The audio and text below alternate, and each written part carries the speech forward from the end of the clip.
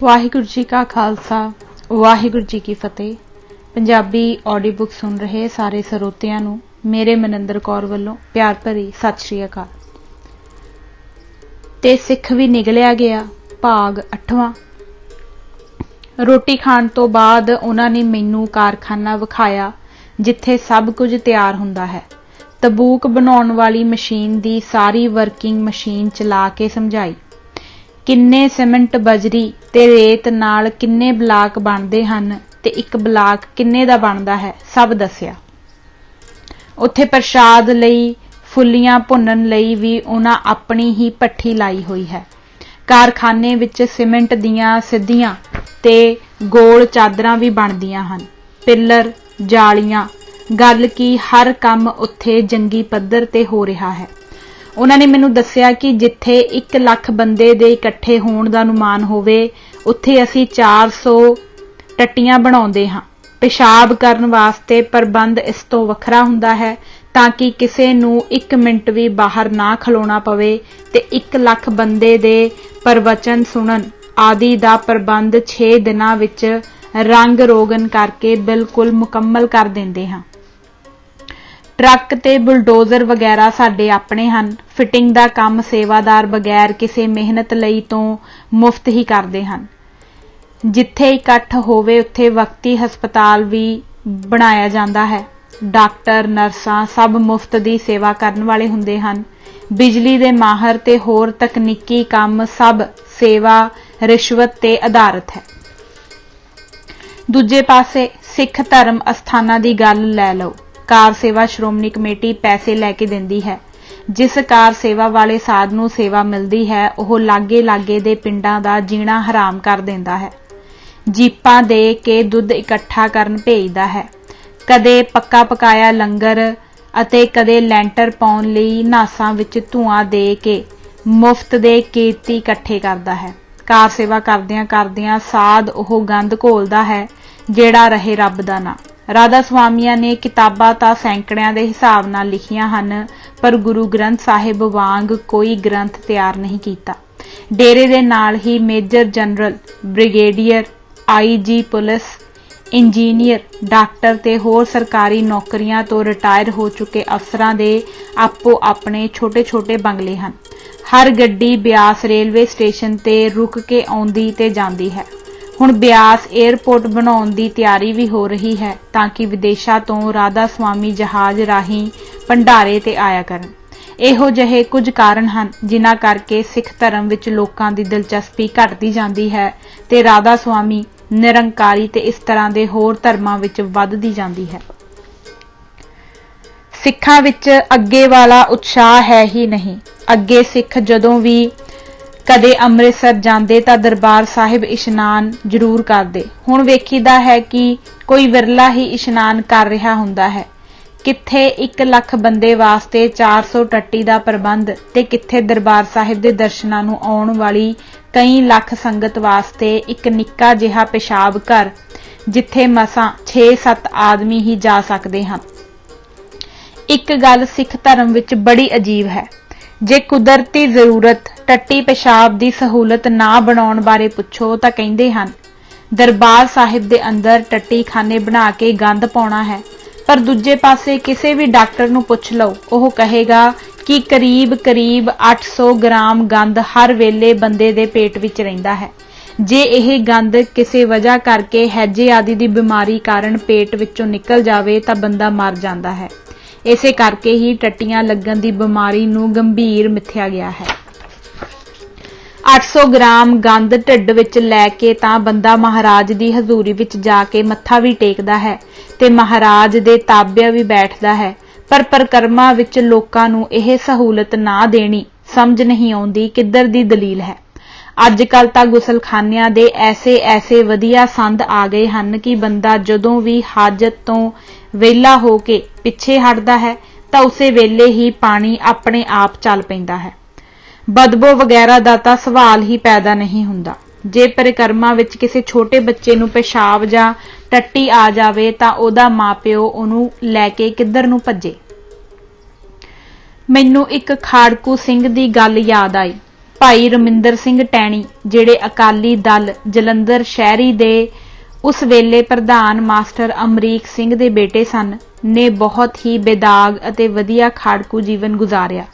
Police ਵਾਲੇ ਵੀ ਉਹਨਾਂ ਦੀ ਇੱਜ਼ਤ ਕਰਦੇ ਸਨ ਕਿਉਂਕਿ ਹਵਾਲਾਤ ਵਿੱਚ ਉਹ ਹਰ ਵੇਲੇ ਪਾਠ ਕਰਦੇ ਰਹਿੰਦੇ ਸਨ ਤੇ ਬਾਅਦ ਵਿੱਚ ਖੰਨਾ ਨੇੜੇ ਆਪਣੀ ਪਤਨੀ, ਜਿਸ ਦੇ ਪੇਟ ਵਿੱਚ ਬੱਚਾ ਵੀ ਸੀ, ਸਮੇਤ ਪੁਲਿਸ ਮੁਕਾਬਲੇ ਵਿੱਚ ਸ਼ਹੀਦ ਹੋ ਗਏ ਸਨ।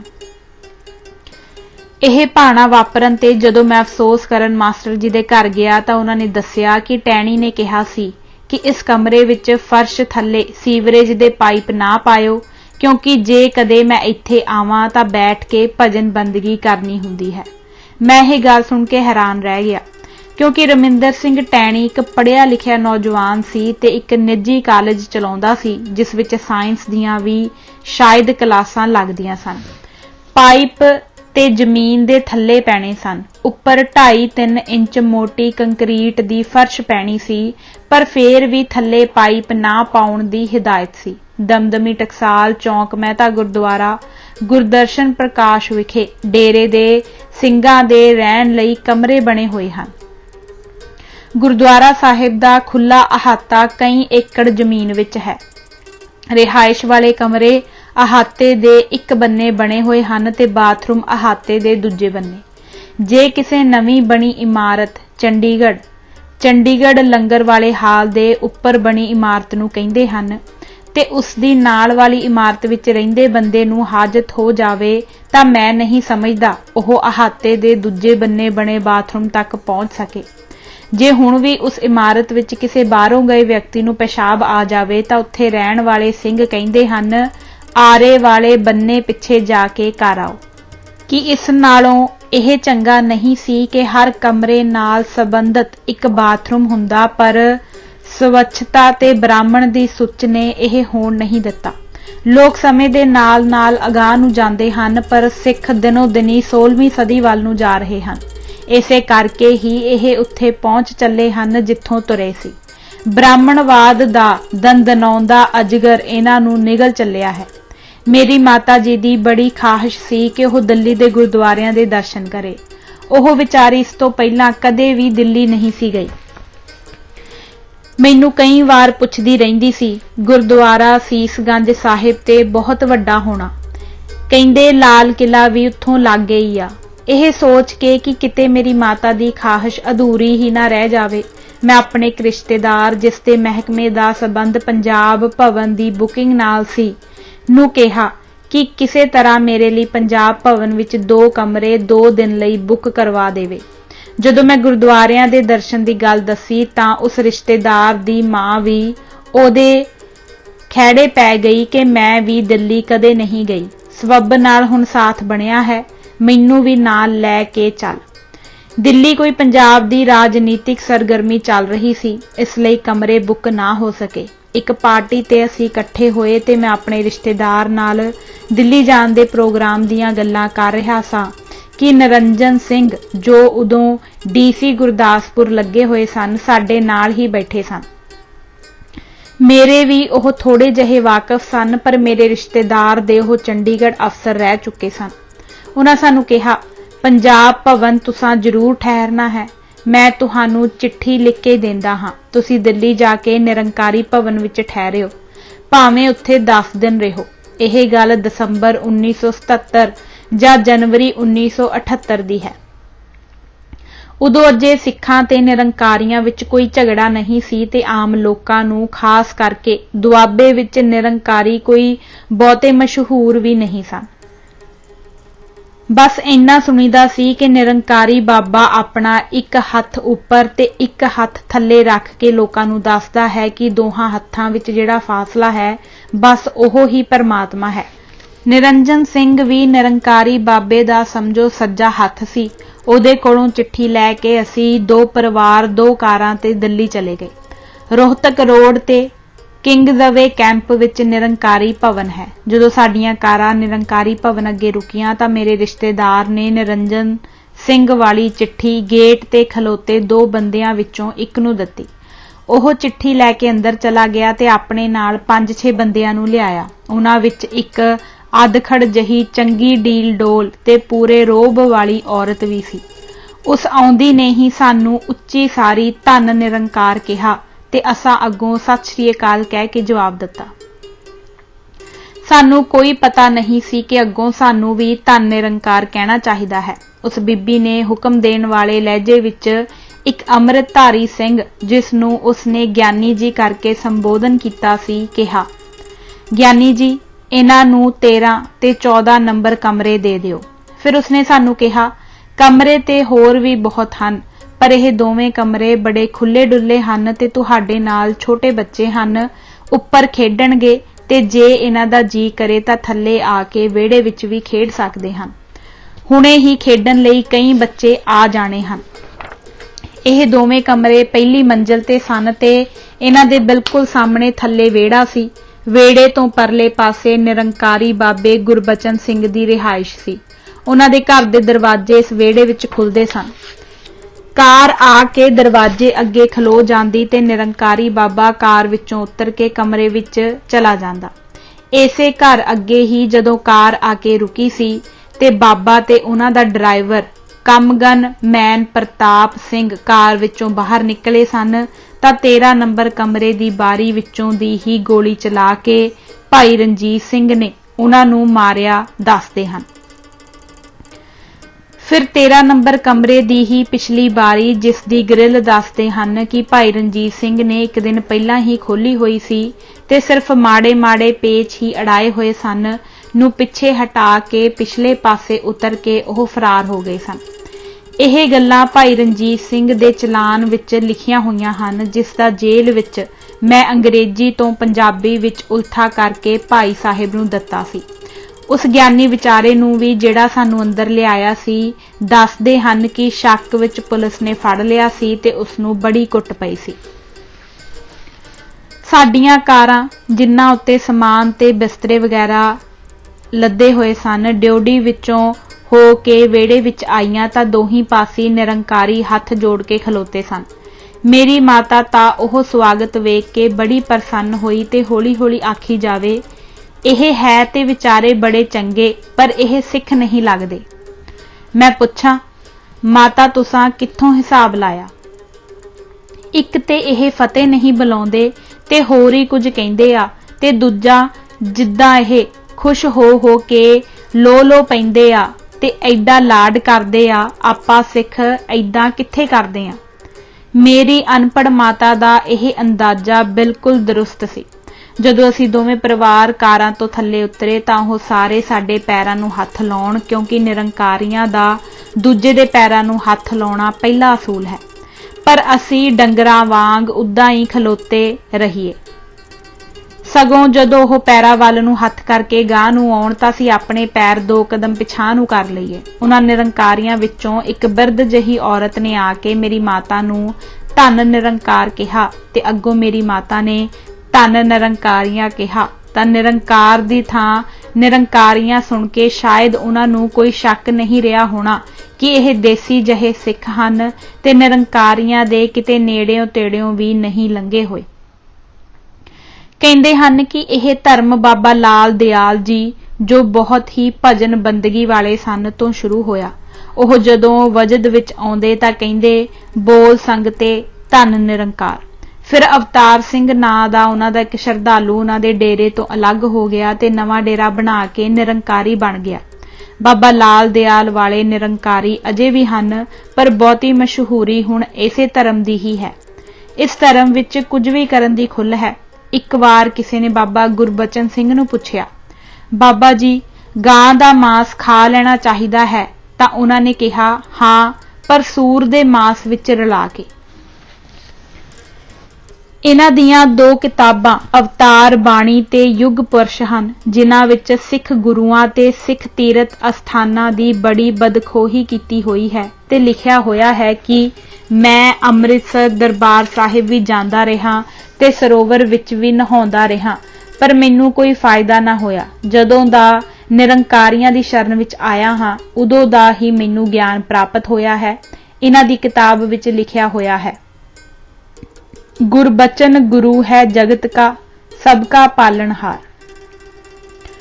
ਸਿੱਖਾਂ ਨੂੰ ਉਸ ਦਾ ਇਹ ਕਹਿਣਾ ਬੜਾ ਬੁਰਾ ਲੱਗਦਾ ਹੈ ਤੇ ਸਿੱਖ ਕਹਿੰਦੇ ਹਨ ਕਿ ਜੇ ਇਹ ਆਖੇ ਕਿ ਗੁਰਬਚਨ ਗੁਰੂ ਹੈ ਨਿਰੰਕਾਰੀਆਂ ਦਾ ਪਾਲਣਹਾਰ ਤਾਂ ਸਾਨੂੰ ਕੋਈ ਇਤਰਾਜ਼ ਨਹੀਂ। ਪਰ ਜਦੋਂ ਇਹ ਕਹਿੰਦਾ ਹੈ ਸਭ ਦਾ ਪਾਲਣਹਾਰ ਤਾਂ ਸਾਡਾ ਪਾਲਣਹਾਰ ਸਰਬ ਸ਼ਕਤੀਮਾਨ ਪਰਮਾਤਮਾ ਹੈ, ਢਿੱਡ ਵਿੱਚ ਗੂੰ ਲੈ ਕੇ ਫਿਰਨ ਵਾਲਾ ਮਨੁੱਖ ਨਹੀਂ। ਦੂਜੀ ਇਤਰਾਜ਼ ਵਾਲੀ ਗੱਲ ਇਹ ਸੀ ਕਿ ਇਹਨਾਂ ਨੇ ਆਪਣੇ ਡੇਰੇ ਦੀਆਂ ਜਨਾਨੀਆਂ ਦਾ ਨਾਂ ਬੇਬੇ ਨਾਨਕੀ, ਬੀਬੀ ਭਾਨੀ, ਮਾਤਾ ਜੀਤੋ ਜੀ, ਮਾਤਾ ਸਾਹਿਬ ਕੌਰ, ਮਾਈ ਭਾਗੋ, ਬੀਬੀ ਵੀਰੋ ਤੇ ਇਸ ਤਰ੍ਹਾਂ ਦੇ ਹੋਰ ਗੁਰੂ ਪਰਿਵਾਰ ਨਾਲ ਸੰਬੰਧਿਤ ਰੱਖੇ ਹੋਏ ਹਨ। ਤੀਜਾ ਇਹ ਕਹਿੰਦੇ ਹਨ, ਸ਼ਾਇਦ ਹੁਣ ਵੀ ਕਹਿੰਦੇ ਹੋਣ, ਕਿ ਗੁਰੂ ਗੋਬਿੰਦ ਸਿੰਘ ਨੇ 5 ਪਿਆਰੇ ਬਣਾਏ ਹਨ ਤੇ ਸਾਡੇ 7 ਸਿਤਾਰੇ ਹਨ। ਇਹਨਾਂ 7 ਸਿਤਾਰਿਆਂ ਵਿੱਚੋਂ 2-3 ਖਾੜਕੂਆਂ ਵੱਲੋਂ ਮਾਰੇ ਵੀ ਜਾ ਚੁੱਕੇ ਹਨ। ਇਹਨਾਂ ਦੀਆਂ ਦੋਵੇਂ ਕਿਤਾਬਾਂ ਸ਼ਾਇਦ ਦਵਿੰਦਰ ਸਤਿਆਰਥੀ ਨੇ ਲਿਖੀਆਂ ਹਨ। ਇਹਨਾਂ ਦਾ ਸਾਰਾ ਪ੍ਰਚਾਰ ਵੀ ਸਿੱਖੀ ਦੇ ਵਿਰੁੱਧ ਹੈ। ਇਹਨਾਂ ਦੇ ਅੰਮ੍ਰਿਤਸਰ ਦੇ ਸਮਾਗਮ ਵਿੱਚ ਸਿੱਖ ਇਹਨਾਂ ਨੂੰ ਇਹ ਹੀ ਆਖਣ ਗਏ ਸਨ ਕਿ ਤੁਸੀਂ ਆਪਣਾ ਧਰਮ ਜਿਵੇਂ ਮਰਜ਼ੀ ਚਲਾਓ, ਪਰ ਸਾਡੇ ਗੁਰੂਆਂ ਨੂੰ ਬੁਰਾ ਭਲਾ ਨਾ ਆਖੋ। ਪਰ ਇਹਨਾਂ ਨਿਰੰਕਾਰੀਆਂ ਨੇ 13 ਅਪ੍ਰੈਲ ਵਿਸਾਖੀ ਵਾਲੇ ਦਿਨ 13 ਨਿਹੱਥੇ ਸਿੰਘ ਗੋਲੀਆਂ ਮਾਰ ਕੇ ਸ਼ਹੀਦ ਕਰ ਦਿੱਤੇ। ਸਰਦਾਰ ਪ੍ਰਕਾਸ਼ ਸਿੰਘ ਬਾਦਲ ਉਦੋਂ ਪੰਜਾਬ ਦੇ ਮੁੱਖ ਮੰਤਰੀ ਸਨ ਤੇ ਇਹਨਾਂ ਦੇ ਹੁਕਮ ਨਾਲ ਉਸ ਵੇਲੇ ਦਾ ਆਈਜੀ ਪੁਲਿਸ ਸਰਦਾਰ ਭਗਵਾਨ ਸਿੰਘ ਦਾਨੇਵਾਲੀਆ ਬਾਬੇ ਗੁਰਬਚਨ ਸਿੰਘ ਨੂੰ ਆਪਣੀ ਸਰਕਾਰੀ ਗੱਡੀ ਵਿੱਚ ਬਿਠਾ ਕੇ ਕਰਨਾਲ ਛੱਡ ਕੇ ਆਇਆ ਸੀ। ਜੇ ਬਾਬੇ ਨੂੰ ਇੱਥੇ ਹੀ ਗ੍ਰਿਫਤਾਰ ਕਰਕੇ ਮੁਕੱਦਮਾ ਚਲਾਇਆ ਜਾਂਦਾ ਤਾਂ ਸ਼ਾਇਦ ਪੰਜਾਬ ਦਾ ਸੰਤਾਪ ਉਤਪੰਨ ਨਾ ਹੁੰਦਾ। ਅਦਾਲਤਾਂ ਵੀ ਇਹੋ ਜਿਹੇ ਡੇਰੇਦਾਰਾਂ ਦਾ ਸਾਥ ਦਿੰਦੀਆਂ ਹਨ। 13 ਬੰਦਿਆਂ ਦੇ ਕਿਸੇ ਵੀ ਕਾਤਲ ਨੂੰ 1 ਮਿੰਟ ਦੀ ਵੀ ਸਜ਼ਾ ਨਾ ਹੋਈ। ਉਧਰ ਪ੍ਰਕਾਸ਼ ਸਿੰਘ ਬਾਦਲ ਨੇ ਸੈਸ਼ਨ ਜੱਜ ਦੇ ਫੈਸਲੇ ਵਿਰੁੱਧ ਅਪੀਲ ਕਰਨ ਵਾਲੀ ਫਾਈਲ ਉਨਾ ਚਿਰ ਤੱਕ ਨੱਪੀ ਰੱਖੀ ਜਿੰਨਾ ਚਿਰ ਤੱਕ ਉਹਦੀ ਮਿਆਦ ਨਾ ਲੰਘ ਗਈ। ਐਸੇ ਮੁਕੱਦਮੇ ਵਿੱਚ ਹੀ ਭਾਈ ਰਣਜੀਤ ਸਿੰਘ ਨੂੰ 14 ਸਾਲ ਜੇਲ੍ਹ ਕੱਟਣੀ ਪਈ ਤੇ ਉਹਨਾਂ ਦੀ ਜਵਾਨੀ ਦੇ ਵਧੀਆ 14 ਸਾਲ ਬੇਕਾਰ ਗਏ। ਉਹਨਾਂ ਨੇ ਸਾਨੂੰ ਬਿਸਤਰੇ ਤੇ ਕਾਰਾਂ ਤੇ ਰੱਖੇ ਅਟੈਚੀਆਂ ਨੂੰ ਵੀ ਹੱਥ ਨਾ ਲਾਉਣ ਦਿੱਤਾ ਤੇ ਸਾਰਾ ਸਾਮਾਨ ਆਪ ਹੀ ਚੁੱਕ ਕੇ 13 ਤੇ 14 ਨੰਬਰ ਕਮਰੇ ਵਿੱਚ ਲਿਆਏ। ਇਹ ਦੋਵੇਂ ਕਮਰੇ ਆਮ ਕਮਰਿਆਂ ਨਾਲੋਂ ਕਾਫੀ ਵੱਡੇ ਸਨ। ਹਰ ਕਮਰੇ ਵਿੱਚ ਮੰਜਿਆਂ ਤੋਂ ਇਲਾਵਾ ਇੱਕ ਮੇਜ਼ ਉੱਤੇ ਇੱਕ ਪਾਣੀ ਦਾ ਭਰਿਆ ਹੋਇਆ ਜੱਗ ਤੇ 4-4 ਗਲਾਸ ਪਹਿਲਾਂ ਦੇ ਹੀ ਰੱਖੇ ਹੋਏ ਸਨ। ਪਾਣੀ ਦੇ ਜੱਗ ਉੱਪਰੋਂ ਢਕੇ ਹੋਏ ਸਨ ਤੇ ਗਲਾਸ ਮੁੱਦੇ ਮਾਰੇ ਹੋਏ ਸਨ। ਸਾਡੇ ਕੋਲ ਸੇਵਾਦਾਰ ਕਈ ਵਾਰੀ ਆਇਆ ਕਿ ਕਿਸੇ ਚੀਜ਼ ਦੀ ਲੋੜ ਹੋਵੇ ਤਾਂ ਦੱਸੋ, ਪਰ ਅਸੀਂ ਅੱਗੋਂ ਧੰਨਵਾਦ ਕਰਦਿਆ ਕਰੀਏ। ਮੇਰਾ ਉਹ ਰਿਸ਼ਤੇਦਾਰ ਕਹਿਣ ਲੱਗਾ, ਥੱਕੇ ਤਾਂ ਆਪਾਂ ਪਏ ਆ, 2-2 ਪੈਗ ਮਾਰ ਲੈਂਦੇ ਤਾਂ ਥਕੇਵਾਂ ਲੈ ਜਾਣਾ ਸੀ, ਪਰ ਆ ਕੰਧ ਤੇ ਲਿਖਿਆ ਹੋਇਆ ਹੈ ਕਿ ਨਸ਼ਾ ਕਰਨਾ ਮਨਾ ਹੈ। ਫਿਰ ਆ ਗਲਾਸ ਤੇ ਪਾਣੀ ਪਤਾ ਨਹੀਂ ਕਾਹਦੇ ਲਈ ਰੱਖਿਆ ਹੋਇਆ ਹੈ। ਰਾਤ ਜਿਹੀ ਪੈ ਗਈ ਪਰ ਅਸੀਂ ਉੱਦਾਂ ਹੀ ਬੈਠੇ ਰਹੇ। ਫਿਰ ਗਿਆਨੀ ਆਇਆ ਤੇ ਕਹਿਣ ਲੱਗਾ, ਤੁਸੀਂ ਬਿਲਕੁਲ ਘਰ ਵਰਗਾ ਮਹਿਸੂਸ ਕਰੋ, ਕਿਸੇ ਚੀਜ਼ ਦੀ ਲੋੜ ਹੋਵੇ ਤਾਂ ਦੱਸ ਦਿਓ। ਥੱਲੇ ਸਾਡਾ ਰੈਸਤਰਾ ਹੈ ਜਿੱਥੇ ਫਾਇਦਾ ਨਹੀਂ ਨੁਕਸਾਨ ਨਹੀਂ ਦੇ ਆਧਾਰ ਤੇ ਹਰੇਕ ਚੀਜ਼ ਮਿਲਦੀ ਹੈ, ਮੀਟ ਸੋਡਾ ਜੋ ਵੀ ਲੈਣਾ ਹੋਵੇ। ਮੇਰਾ ਰਿਸ਼ਤੇਦਾਰ ਕਹਿਣ ਲੱਗਾ, ਸੋਡਾ ਤੇ ਮੀਟ ਲੈ ਕੇ ਕੀ ਕਰੀਏ, ਤੁਸਾਂ ਤਾਂ ਆ ਕੰਧ ਤੇ ਲਿਖਿਆ ਹੋਇਆ ਹੈ ਕਿ ਨਸ਼ਾ ਕਰਨਾ ਮਨਾ ਹੈ।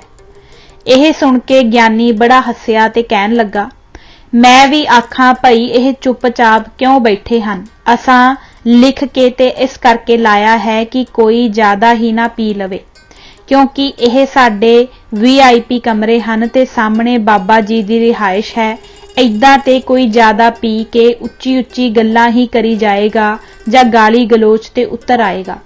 ਪਰ ਤੁਸੀਂ ਤਾਂ ਆਪਣੇ ਪਰਿਵਾਰਾਂ ਨਾਲ ਹੋ, ਫਿਰ ਸਰਦਾਰ ਨਿਰੰਜਨ ਸਿੰਘ ਹੋਰਾਂ ਕਰਕੇ ਅਸਾਂ ਤੁਹਾਡੀ ਸੇਵਾ ਕਰਨੀ ਹੀ ਹੈ, ਸਾਡਾ ਫਰਜ਼ ਬਣਦਾ ਹੈ। ਥੋੜੀ ਦੇਰ ਬਾਅਦ ਹੀ ਸੋਡਾ, ਬਰਫ਼ ਤੇ ਮੀਟ ਤੇ ਸਲਾਦ ਵਗੈਰਾ ਆ ਗਿਆ। ਉਨੇ ਚਿਰ ਤੱਕ ਹਨੇਰਾ ਹੋ ਚੁੱਕਾ ਸੀ ਤੇ ਵਿਹੜੇ ਵਿੱਚ ਲਾਗਲੇ ਘਰਾਂ ਦੇ ਬੱਚੇ ਖੇਡਣ ਲਈ ਆ ਗਏ ਸਨ। 14-15 ਸਾਲ ਦੀਆਂ ਕੁੜੀਆਂ ਤੱਕ ਵੀ ਖੇਡਣ ਵਾਲੇ ਬੱਚਿਆਂ ਵਿੱਚ ਸ਼ਾਮਲ ਸਨ। ਸਾਡੇ ਬੱਚੇ ਵੀ ਭੱਜ ਕੇ ਥੱਲੇ ਵਿਹੜੇ ਵੱਲ ਨੂੰ ਜਾਣ ਜਿੱਥੇ ਦੂਜੇ ਬੱਚੇ ਕੋਟਲਾ ਛਪਾਕੀ ਖੇਡ ਰਹੇ ਸਨ। ਅਸੀਂ ਰੋਕੀਏ ਪਰ ਬੱਚੇ ਰੋਣ ਲੱਗ ਪੈਣ। ਅਖੀਰ ਉਹਨਾਂ ਨੇ ਥੱਲੇ ਜਾ ਕੇ ਹੀ ਸਾਹ ਲਿਆ। ਨਿਰੰਕਾਰੀਆਂ ਦੀ ਇੱਕ ਸਿਫਤ ਤਾਂ ਹੈ ਕਿ ਉਹਨਾਂ ਨੇ ਆਪਣੇ ਪੈਰੋਕਾਰਾਂ ਨੂੰ ਸਾਫ਼ ਸੁਥਰੇ ਕੱਪੜੇ ਪਾਉਣੇ ਤਾਂ ਸਿਖਾ ਹੀ ਦਿੱਤੇ ਹਨ। ਕਿਸੇ ਵੱਲ ਵੀ ਵੇਖ ਲਓ, ਸਾਫ਼ ਸੁਥਰਾ, ਨਹਾਤਾ ਧੋਤਾ ਤੇ ਖੁਸ਼ਬੂਦਾਰ ਸਜਿਆ ਧਜਿਆ ਹੀ ਨਜ਼ਰ ਆਏਗਾ। ਇਹ ਸਾਰਾ ਕੁਝ ਵੇਖਾ ਵੇਖੀ ਆਪਣੇ ਆਪ ਹੀ ਹੋ ਜਾਂਦਾ ਹੈ। ਸਾਡੇ ਬੱਚਿਆਂ ਨੇ ਵੀ 2-3 ਘੰਟੇ ਖੇਡ ਕੇ ਪੂਰਾ ਆਨੰਦ ਲੁੱਟਿਆ। ਕਦੇ ਬਾਹਾਂ ਸਿਰ ਤੋਂ ਉੱਚੀਆਂ ਕਰਕੇ ਕਿਲਕਾਰੀਆਂ ਮਾਰਨ ਲੱਗ ਪੈਣ, ਕਦੇ ਹੱਸ-ਹੱਸ ਦੋਹਰੇ ਹੋਈ ਜਾਣ। ਇਹ ਨਜ਼ਾਰਾ ਇਸ ਤਰ੍ਹਾਂ ਦਾ ਸੀ ਜਿਵੇਂ ਇਹ ਸਾਰੇ ਬੱਚੇ ਇੱਕ ਹੀ ਸਾਂਝੇ ਪਰਿਵਾਰ ਦੇ ਹੋਣ, ਕੋਈ ਮੇਰ ਤੇਰ ਨਹੀਂ। ਖੇਡਦਿਆਂ ਬੱਚਿਆਂ ਨੂੰ ਸੇਵਾਦਾਰ ਕਦੇ ਫਲ ਲਿਆ ਕੇ ਦੇਣ, ਕਦੇ ਮਠਿਆਈ, ਕਦੇ ਕੁਝ ਤੇ ਕਦੇ ਕੁਝ। ਇਹੋ ਜਿਹਾ ਵਧੀਆ ਮਾਹੌਲ ਬੱਚਿਆਂ ਨੂੰ ਕਿਤੇ ਨਹੀਂ ਮਿਲ ਸਕਦਾ। ਜਦੋਂ 2 ਕੁ ਪੈਗ ਅੰਦਰ ਗਏ ਤਾਂ ਮੇਰਾ ਰਿਸ਼ਤੇਦਾਰ ਕਹਿਣ ਲੱਗਾ, ਮੈਂ ਤਾਂ ਆਪ ਨਿਰੰਕਾਰੀ ਬਣ ਜਾਣਾ ਹੈ। ਮੈਂ ਇਹਨਾਂ ਤੋਂ ਬਹੁਤ ਪ੍ਰਭਾਵਿਤ ਹੋਇਆ ਹਾਂ। ਉਹਦੀ ਮਾਤਾ ਵੀ ਇਹ ਹੀ ਗੱਲ ਆਖੇ। ਸਵੇਰੇ ਉੱਠ ਕੇ ਨਹਾ ਧੋ ਕੇ ਤਿਆਰ ਹੋਏ ਕਿ ਚਲੋ ਗੁਰਦੁਆਰਾ ਸੀਸਗੰਜ ਸਾਹਿਬ ਦੇ ਦਰਸ਼ਨ ਕਰੀਏ ਤੇ ਫਿਰ ਦੂਸਰੇ ਗੁਰਦੁਆਰਿਆਂ ਦੇ ਦਰਸ਼ਨ ਕਰਕੇ ਲਾਲ ਕਿਲਾ ਵੇਖੀਏ। ਉਨੇ ਚਿਰ ਤੱਕ ਥੱਲੇ ਆ ਕੇ 에ਅਰ ਕੰਡੀਸ਼ਨ ਬੱਸਾਂ ਖਲੋਣੀਆਂ ਸ਼ੁਰੂ ਹੋ ਗਈਆਂ। ਨਿਰੰਕਾਰੀ ਵਿੱਚ ਬਹਿੰਦੇ ਜਾਣ ਤੇ ਬੱਸਾਂ ਤੁਰੀਆਂ ਜਾਣ। ਸਾਡੇ ਕੋਲ ਵੀ 5-6 ਬੀਬੀਆਂ ਨੇ ਵਾਰੀ-ਵਾਰੀ ਆ ਕੇ ਆਖਿਆ ਕਿ ਅੱਜ ਪਹਾੜਗੰਜ ਸਮਾਗਮ ਹੈ ਤੇ ਪ੍ਰਵਚਨ ਹੋਣੇ ਹਨ, ਤੁਸੀਂ ਵੀ ਚੱਲੋ। ਮੈਂ ਤਾਂ ਸਾਫ਼ ਹੀ ਕਹਿ ਦਿੱਤਾ ਕਿ ਮੇਰੀ ਮਾਤਾ ਨੇ ਗੁਰਦੁਆਰਿਆਂ ਦੇ ਦਰਸ਼ਨ ਕਰਨੇ ਹਨ, ਨਾਲੇ ਲਾਲ ਕਿਲਾ ਵੇਖਣਾ ਹੈ। ਪਰ ਦੂਜਾ ਸਾਰਾ ਪਰਿਵਾਰ ਹੀ ਪਹਾੜਗੰਜ ਜਾਣ ਲਈ ਬੱਸ ਵਿੱਚ ਜਾ ਬੈਠਾ। ਸਾਨੂੰ ਇੱਕ ਕਾਰ ਮੁਖਤਿਆਰ ਜਹੀ ਬੀਬੀ ਨੇ ਕਿਹਾ, ਚਲੋ ਤੁਸੀਂ ਅੱਜ ਗੁਰਦੁਆਰਿਆਂ ਦੇ ਦਰਸ਼ਨ ਕਰ ਆਓ। ਕੱਲ ਐਤਵਾਰ ਬਾਬਾ ਜੀ ਨੇ ਇੱਥੇ ਹੀ ਪ੍ਰਵਚਨ ਕਰਨੇ ਹਨ। ਤੁਸੀਂ ਕੱਲ ਬਾਬਾ ਜੀ ਦੀ ਰਿਹਾਇਸ਼ ਦੇ ਉੱਪਰ ਜੋ ਹਾਲ ਹੈ ਇੱਥੇ ਜ਼ਰੂਰ ਆਇਓ। ਬਾਬੇ ਦੀ ਰਿਹਾਇਸ਼ ਦੇ ਉੱਪਰ ਬਗੈਰ ਕੰਧਾਂ ਤੋਂ ਪਿੱਲਰਾਂ ਤੇ ਹੀ ਛੱਤ ਪਈ ਹੋਈ ਹੈ। ਹਰ ਐਤਵਾਰ ਉੱਥੇ ਸਮਾਗਮ ਕੀਤਾ ਜਾਂਦਾ ਹੈ। ਸ਼ਾਇਦ ਹੁਣ ਵੀ ਹੁੰਦਾ ਹੋਵੇ। ਸਵੇਰੇ ਅਸਾਂ ਆਪਣੇ ਕਮਰਿਆਂ ਵਿੱਚ ਬੈਠਿਆਂ ਹੀ ਅਜੀਬ ਨਜ਼ਾਰਾ ਵੇਖਿਆ। ਬਾਬਾ ਗੁਰਬਚਨ ਸਿੰਘ ਉੱਚੇ ਆਸਨ ਤੇ ਬੈਠੇ ਸਨ। ਸੰਗਤ ਆਈ ਜਾਵੇ ਤੇ ਮੱਥਾ ਟੇਕੀ ਜਾਵੇ ਤੇ ਬੈਠਦੀ ਜਾਵੇ। ਜਦੋਂ ਪ੍ਰਵਚਨ ਸਮਾਪਤ ਹੋ ਗਏ ਤਾਂ ਇੱਕ ਬੰਦਾ ਉੱਠ ਕੇ ਖਲੋ ਗਿਆ। ਉਸਨੇ ਕਿਹਾ, ਮੇਰੇ ਨਵੇਂ ਬਣੇ ਘਰ ਵਿੱਚ ਬਿਜਲੀ ਵਾਲੇ ਮੀਟਰ ਨਹੀਂ ਲਾ ਰਹੇ। ਇਸ ਨੁੱਕਰ ਵਿੱਚੋਂ ਇੱਕ ਬੰਦਾ ਉੱਠਿਆ ਜੋ ਸ਼ਾਇਦ ਬਿਜਲੀ ਦੇ ਮਹਿਕਮੇ ਨਾਲ ਸੰਬੰਧਿਤ ਸੀ। ਉਸਨੇ ਕਿਹਾ, ਕੱਲ ਤੁਸੀਂ ਕਿਸੇ ਵੇਲੇ ਮੇਰੇ ਦਫ਼ਤਰ ਆ ਜਾਇਓ, ਮੈਂ ਕੋਸ਼ਿਸ਼ ਕਰਕੇ ਮੀਟਰ ਲਵਾ ਦਿਆਂਗਾ। ਇਹ ਸੁਣ ਕੇ ਪਹਿਲਾ ਬੰਦਾ ਬੈਠ ਗਿਆ। ਇੱਕ ਹੋਰ ਆਦਮੀ ਉੱਠਿਆ। ਉਸਨੇ ਕਿਹਾ, ਜੀ ਮੇਰਾ ਫਲਾਣੀ ਕਲੋਨੀ, ਕਿਸੇ ਨਵੀਂ ਬਣੀ ਕਾਲੋਨੀ ਦਾ ਨਾਂ ਲਿਆ, ਵਿੱਚ ਨਕਸ਼ਾ ਪਾਸ ਨਹੀਂ ਹੋ ਰਿਹਾ ਤੇ ਦਫ਼ਤਰ ਵਾਲੇ ਰਿਸ਼ਵਤ ਮੰਗਦੇ ਹਨ। ਇੱਕ ਹੋਰ ਬੰਦਾ ਉੱਠਿਆ ਤੇ ਉਸਨੇ ਆਪਣਾ ਕਾਰਡ ਉਸ ਬੰਦੇ ਵੱਲ ਵਧਾਇਆ ਜੋ ਦੂਰ ਖਲੋਤੇ ਬੰਦੇ ਕੋਲ ਹੱਥੋਂ ਹੱਥੀ ਬੈਠੇ ਲੋਕਾਂ ਨੇ ਪਹੁੰਚਾ ਦਿੱਤਾ। ਉਸਨੇ ਵੀ ਇਹ ਹੀ ਕਿਹਾ, ਮੈਨੂੰ ਮਿਲ ਲੈਣਾ, ਤੁਹਾਡਾ ਕੰਮ ਹੋ ਜਾਵੇਗਾ। ਇਸ ਤਰ੍ਹਾਂ ਹੀ ਹੋਰ ਮਹਿਕਮਿਆਂ ਨਾਲ ਸੰਬੰਧਿਤ ਲੋਕ ਵੀ ਵਾਰੀ-ਵਾਰੀ ਆਪਣਾ ਕੰਮ ਦੱਸਦੇ ਰਹੇ ਤੇ ਕੋਈ ਨਾ ਕੋਈ ਉੱਠ ਕੇ ਉਹਨਾਂ ਨੂੰ ਭਰੋਸਾ ਦਿੰਦਾ ਰਿਹਾ ਕਿ ਕੰਮ ਹੋ ਜਾਏਗਾ। ਨਿਰੰਕਾਰੀ ਬਾਬਾ ਸਿਰਫ ਸੁਣ ਰਿਹਾ ਸੀ ਤੇ ਵੇਖ ਰਿਹਾ ਸੀ ਤੇ ਇਸ ਸਮੇਂ ਵਿੱਚ ਉਸਨੇ ਇੱਕ ਲਫ਼ਜ਼ ਵੀ ਮੂੰਹੋਂ ਨਹੀਂ ਕੱਢਿਆ। ਨਿਰੰਕਾਰੀ ਬਣ ਕੇ ਕੰਮ ਕਰਾਉਣਾ ਵੀ ਸ਼ਾਇਦ ਨਿਰੰਕਾਰੀਆਂ ਦੀ ਗਿਣਤੀ ਵਧਾਉਂਦਾ ਹੈ। ਆਪਣੇ ਨਿੱਜੀ ਕੰਮਾਂ ਦੀ ਮਾਰੀ ਦੁਨੀਆ ਨੂੰ ਕੰਮ ਹੋ ਜਾਣ ਤੇ ਰਾਹਤ ਮਿਲਦੀ ਹੋਵੇਗੀ। ਸਮਾਗਮਾਂ ਤੇ ਆਉਣ ਕਰਕੇ ਵਿਆਹਯੋਗ ਕੁੜੀਆਂ ਲਈ ਮੁੰਡੇ ਤੇ ਮੁੰਡਿਆਂ ਲਈ ਕੁੜੀਆਂ ਵੀ ਮਿਲ ਜਾਂਦੀਆਂ ਹਨ ਤੇ ਇਸ ਤਰ੍ਹਾਂ ਇਹ ਇੱਕ ਭਾਈਚਾਰਾ ਜਿਹਾ ਬਣਿਆ ਹੋਇਆ ਹੈ। ਮੇਰਾ ਰਿਸ਼ਤੇਦਾਰ ਵੀ ਹਰ ਐਤਵਾਰ ਚੰਡੀਗੜ੍ਹ ਦੇ ਨਿਰੰਕਾਰੀ ਭਵਨ ਜਾਣ ਲੱਗ ਪਿਆ, ਖਾਸ ਕਰਕੇ ਉਸ ਦਿਨ ਤੋਂ ਜਿਸ ਦਿਨ ਉਸਨੂੰ ਪਤਾ ਲੱਗਾ ਕਿ ਉਸਦੇ ਮਹਿਕਮੇ ਦਾ ਸਕੱਤਰ ਕੱਟੜ ਨਿਰੰਕਾਰੀ ਹੈ। ਇੱਕ ਹੋਰ PCS ਕੁੜੀ ਜਿਸ ਦਾ ਪਿਤਾ ਚੰਡੀਗੜ੍ਹ ਦੇ ਕਿਸੇ ਗੁਰਦੁਆਰੇ ਦਾ ਪ੍ਰਧਾਨ ਸੀ ਵੀ ਉੱਥੇ ਨਿਯਮਿਤ ਜਾਂਦੀ ਸੀ। ਜਦੋਂ ਵੀ ਸਕੱਤਰ ਨਿਰੰਕਾਰੀ ਭਵਨ ਆਵੇ, ਮੇਰਾ ਰਿਸ਼ਤੇਦਾਰ ਉਹਦੇ ਪੈਰੀ ਹੱਥ ਤੇ ਉਹ ਸਕੱਤਰ ਮੇਰੇ ਰਿਸ਼ਤੇਦਾਰ ਦੇ ਪੈਰੀ ਹੱਥ ਲਾਇਆ ਕਰੇ। 5-6 ਵਾਰੀ ਇਸ ਤਰ੍ਹਾਂ ਹੋਣ ਨਾਲ ਦੋਹਾਂ ਦੀ ਵਾਕਫੀਅਤ ਬਣ ਗਈ। ਬਸ ਇਸੇ ਵਾਕਫੀ ਦਾ ਫਾਇਦਾ ਉਠਾ ਕੇ ਇੱਕ ਦਿਨ ਉਸਨੇ ਸਕੱਤਰ ਨੂੰ ਕਿਹਾ, ਸਰ ਮੈਨੂੰ ਸ਼ੁਰੂ ਤੋਂ ਚੰਡੀਗੜ੍ਹ ਹੀ ਲਾਇਆ ਹੋਇਆ ਹੈ, ਮੈਨੂੰ ਵੀ ਬਾਹਰ ਚੰਗੇ ਥਾਂ ਲਾਇਆ ਜਾਵੇ। ਤੀਜੇ ਦਿਨ ਉਹ ਰੋਪੜ ਐਗਜ਼ੈਕਟਿਵ ਮੈਜਿਸਟ੍ਰੇਟ ਲਾ ਦਿੱਤਾ ਗਿਆ। ਇਹ ਸੀ ਨਿਰੰਕਾਰੀ ਅਫਸਰ ਸਾਹਮਣੇ ਨਿਰੰਕਾਰੀ ਬਣਨ ਦਾ ਫਾਇਦਾ। मेरा रिश्तेदार दसदा सी कि ओह कुड़ी भी जिसदा प्यो गुरुद्वारे दा प्रधान सी जदों भी उसनूं निरंकारी भवन जाण तो रोकदा तां ओह कहंदी मैं नौकरी बताऊं दी करनी है कि अकबर बादशाह दी। अर्थात उसदी नज़र विच सिख बताऊं सन ते निरंकारी अफसर अकबर बादशाह। ओह साफ कह दिंदी सी मैं सिखां कोलों की लैणा है, मेरा अफसर खुश है तां मैनूं कोई फिकर फाका नहीं। कुछ महीनों बाद निरंकारी कांड हो गया। दोहां फिरकियां विच स्पष्ट लीक खिंची गई ते हुक्मनामा जारी हो गया तां किते जाके ओह दोवें अफसर निरंकारी भवन जाणों हटे।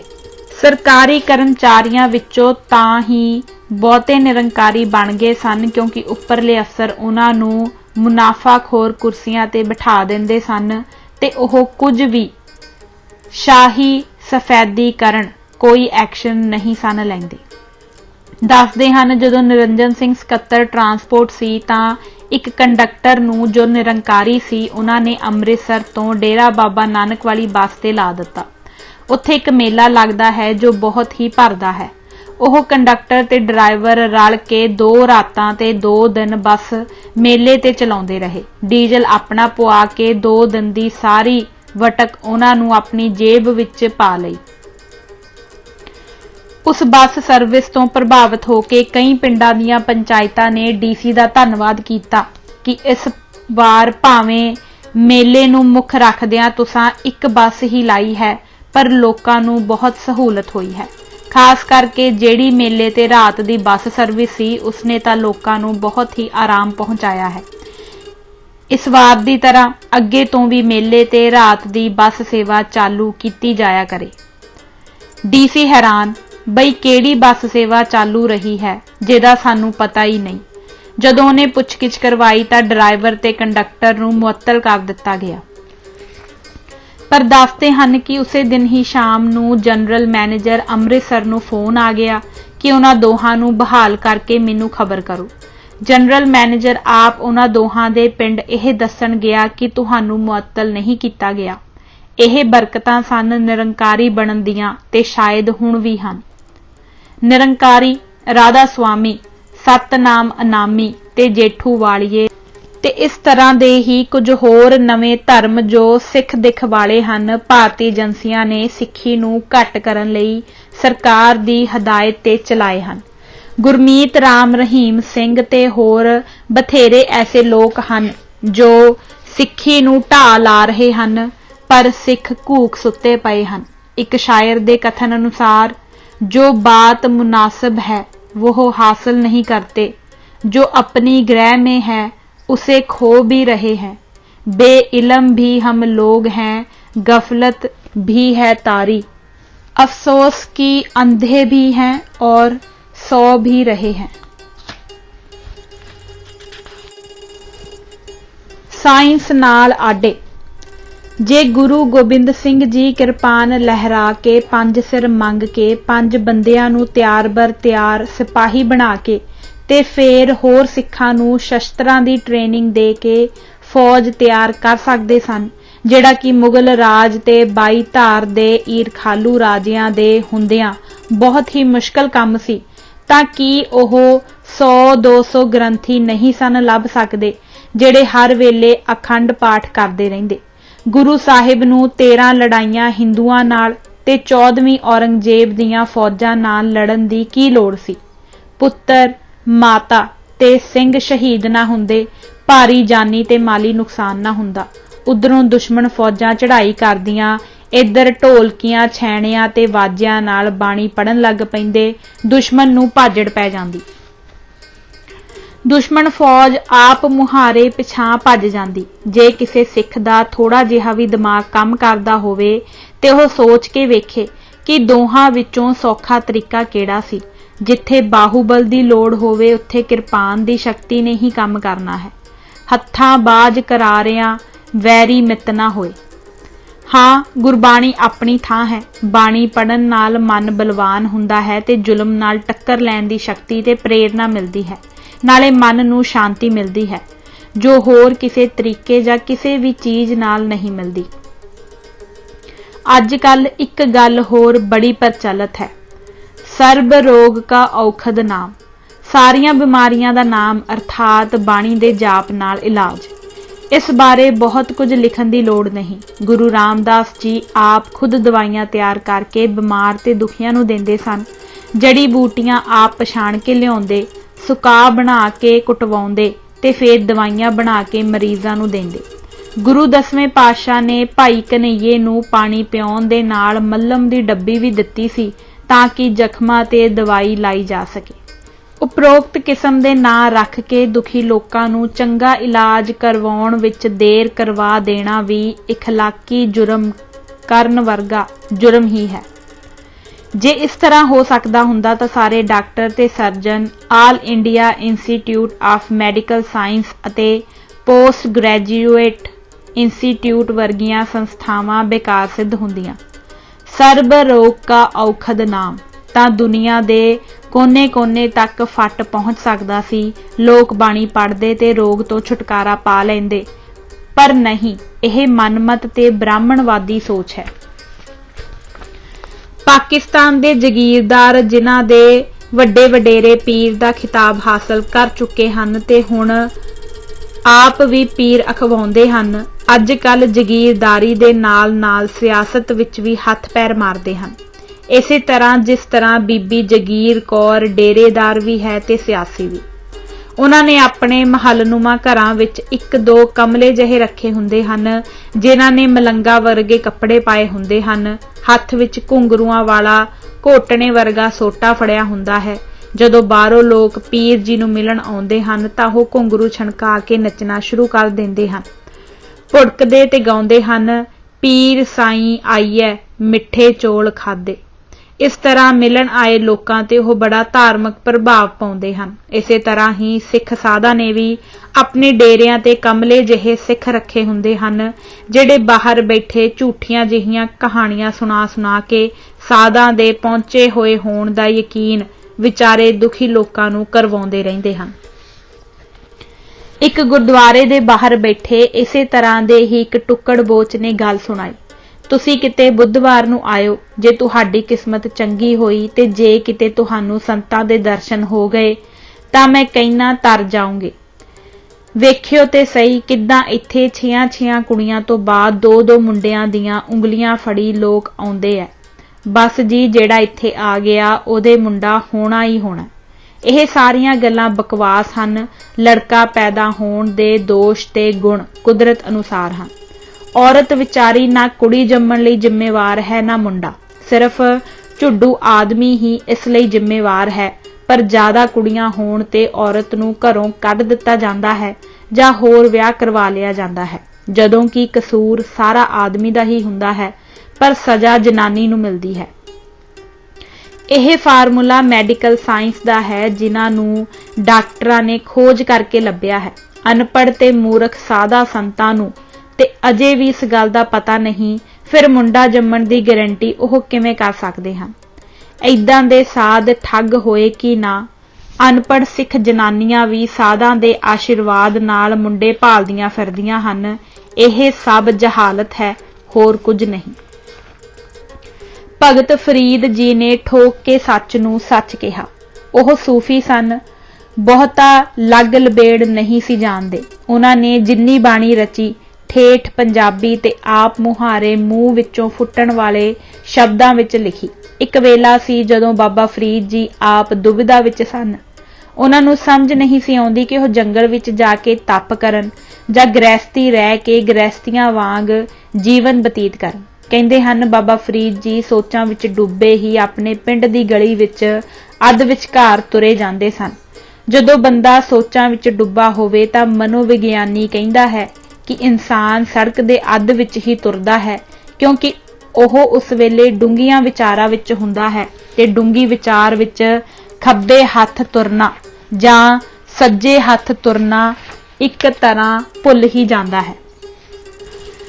ਆਧੁਨਿਕ ਯੁੱਗ ਵਿੱਚ ਵੀ ਮਾਨਸਿਕ ਤੌਰ ਤੇ ਪਰੇਸ਼ਾਨ ਤੇ ਸੋਚਾਂ ਵਿੱਚ ਡੁੱਬੇ ਮਨੁੱਖ ਹੀ ਐਕਸੀਡੈਂਟ ਦਾ ਕਾਰਨ ਬਣਦੇ ਹਨ। ਪਿੱਛੇ ਮਾਈ ਨੇ ਗੋਹੇ ਦਾ ਭਾਰਾ ਟੋਕਰਾ ਚੁੱਕਿਆ ਹੋਇਆ ਸੀ। ਉਹ ਛੇਤੀ ਅੱਗੇ ਲੰਘਣਾ ਚਾਹੁੰਦੀ ਸੀ, ਪਰ ਬਾਬਾ ਫਰੀਦ ਜੀ ਰਸਤਾ ਖਾਲੀ ਨਹੀਂ ਸੀ ਛੱਡ ਰਹੇ।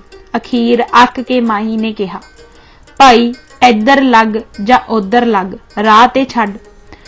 ਬਸ ਬਾਬਾ ਫਰੀਦ ਜੀ ਨੂੰ ਗਿਆਨ ਹੋ ਗਿਆ। ਉਹ ਇੱਕ ਪਾਸੇ ਲੱਗ ਗਏ ਤੇ ਉਹਨਾਂ ਘਰ-ਬਾਰ ਛੱਡ ਕੇ ਜੰਗਲਾਂ ਵਿੱਚ ਜਾ ਕੇ ਤਪ ਕਰਨ ਦਾ ਫੈਸਲਾ ਕਰ ਲਿਆ। ਹੁਣ ਵੇਲਾ ਆ ਗਿਆ ਹੈ ਕਿ ਸਿੱਖ ਜਾਂ ਤਾਂ ਬਾਣੀ ਦੇ ਲੜ ਲੱਗਣ ਤੇ ਜਾਂ ਅਨਪੜ੍ਹ ਤੇ ਲੋਟੂ ਸਾਧਾਂ ਦੇ।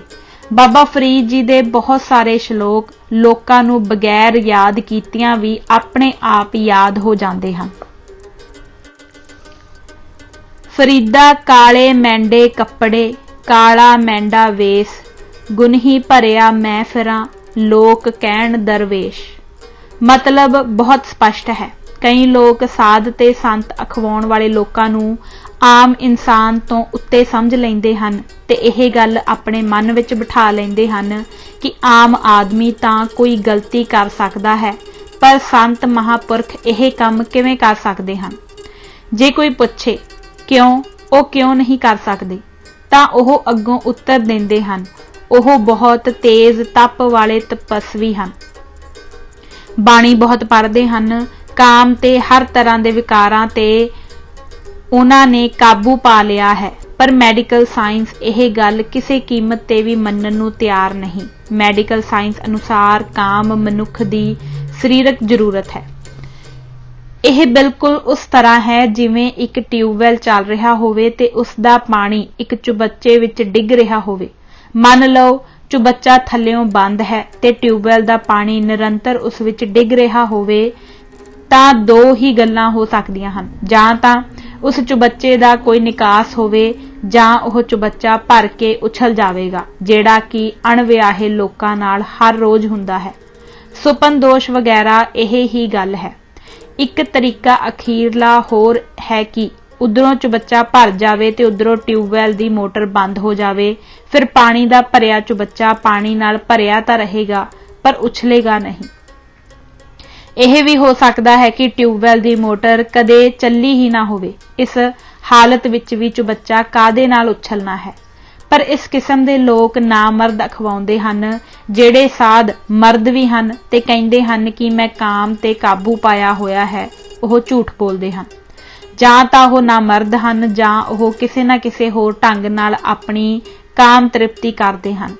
ਉਹ ਤ੍ਰਿਪਤੀ ਸੱਚਮੁੱਚ ਦੀ ਹੋਵੇ ਜਾਂ ਬਨਾਵਟੀ ਹੋਵੇ, ਹੋਰ ਕੋਈ ਤੀਜੀ ਗੱਲ ਹੋ ਹੀ ਨਹੀਂ ਸਕਦੀ। ਇਹ ਮੈਡੀਕਲ ਸਾਇੰਸ ਦਾ ਮੁੱਢਲਾ ਅਸੂਲ ਹੈ ਜੋ ਕਿ ਅੱਜ ਕੱਲ੍ਹ ਦੇ ਯੁੱਗ ਵਿੱਚ ਕੋਈ ਵੀ ਝੁਠਲਾ ਨਹੀਂ ਸਕਦਾ। ਵੈਸੇ ਵੀ ਮੈਡੀਕਲ ਸਾਇੰਸ ਦੇ ਅਨੁਸਾਰ ਇਸ ਤੇ ਕਾਬੂ ਪਾਉਣਾ ਮਨੁੱਖ ਦੇ ਵੱਸ ਵਿੱਚ ਨਹੀਂ ਹੁੰਦਾ। ਕੋਈ ਵੀ ਬੰਦਾ ਚਾਹ ਕੇ ਵੀ ਇਸ ਵਿੱਚ ਕੁਝ ਨਹੀਂ ਕਰ ਸਕਦਾ। ਜਦੋਂ ਬੰਦਾ ਸਾਹ ਲੈਂਦਾ ਹੈ ਤਾਂ ਉਹ ਉਸ ਦਾ ਕਰਤਾ ਨਹੀਂ ਹੁੰਦਾ, ਸਾਹ ਤਾਂ ਆਪਣੇ ਆਪ ਚੱਲ ਰਿਹਾ ਹੁੰਦਾ ਹੈ। ਇਸੇ ਤਰ੍ਹਾਂ ਹੀ ਦਿਲ ਦੀ ਧੜਕਣ ਦਾ ਵੀ ਕੋਈ ਕਰਤਾ ਨਹੀਂ ਹੁੰਦਾ, ਕਿਉਂਕਿ ਸਰੀਰ ਵਿੱਚ ਖੂਨ ਆਪਣੇ ਆਪ ਚੱਲ ਰਿਹਾ ਹੁੰਦਾ ਹੈ। ਇਸੇ ਹੀ ਤਰ੍ਹਾਂ ਕਾਮ ਦਾ ਵੀ ਕੋਈ ਕਰਤਾ ਨਹੀਂ ਹੁੰਦਾ, ਕਿਉਂਕਿ ਉਹ ਵੀ ਆਪਣੇ ਆਪ ਹੀ ਚੱਲਦਾ ਹੈ। ਇਹ ਇੱਕ ਫੈਕਟਰੀ ਵਾਂਗ ਜਾਂ ਚੱਲ ਰਹੇ ਟਿਊਬਵੈੱਲ ਵਾਂਗ ਹਨ। ਭਰ ਜਾਂਦੇ ਹਨ ਤਾਂ ਫਟ ਉਛਲ ਜਾਂਦੇ ਹਨ, ਜਿਸ ਨੂੰ ਸੁਪਨ ਦੋਸ਼ ਕਿਹਾ ਜਾਂਦਾ ਹੈ।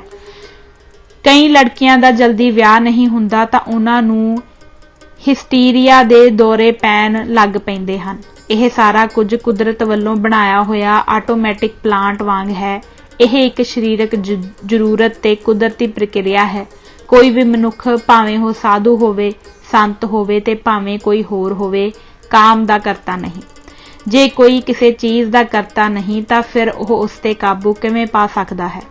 ਕੁਦਰਤ ਦੇ ਪੱਕੇ ਨਿਯਮ ਅਨੁਸਾਰ ਜਿੰਨੀ ਬਿੰਦ ਅਥਵਾ ਵੀਰਜ ਨੇ ਸਰੀਰ ਵਿੱਚੋਂ ਖਾਰਜ ਹੋ ਜਾਣਾ ਹੁੰਦਾ ਹੈ, ਉਸ ਨੂੰ ਕਿਸੇ ਵੀ ਯਤਨ ਨਾਲ ਸਰੀਰ ਵਿੱਚ ਨਹੀਂ ਰੱਖਿਆ ਜਾ ਸਕਦਾ।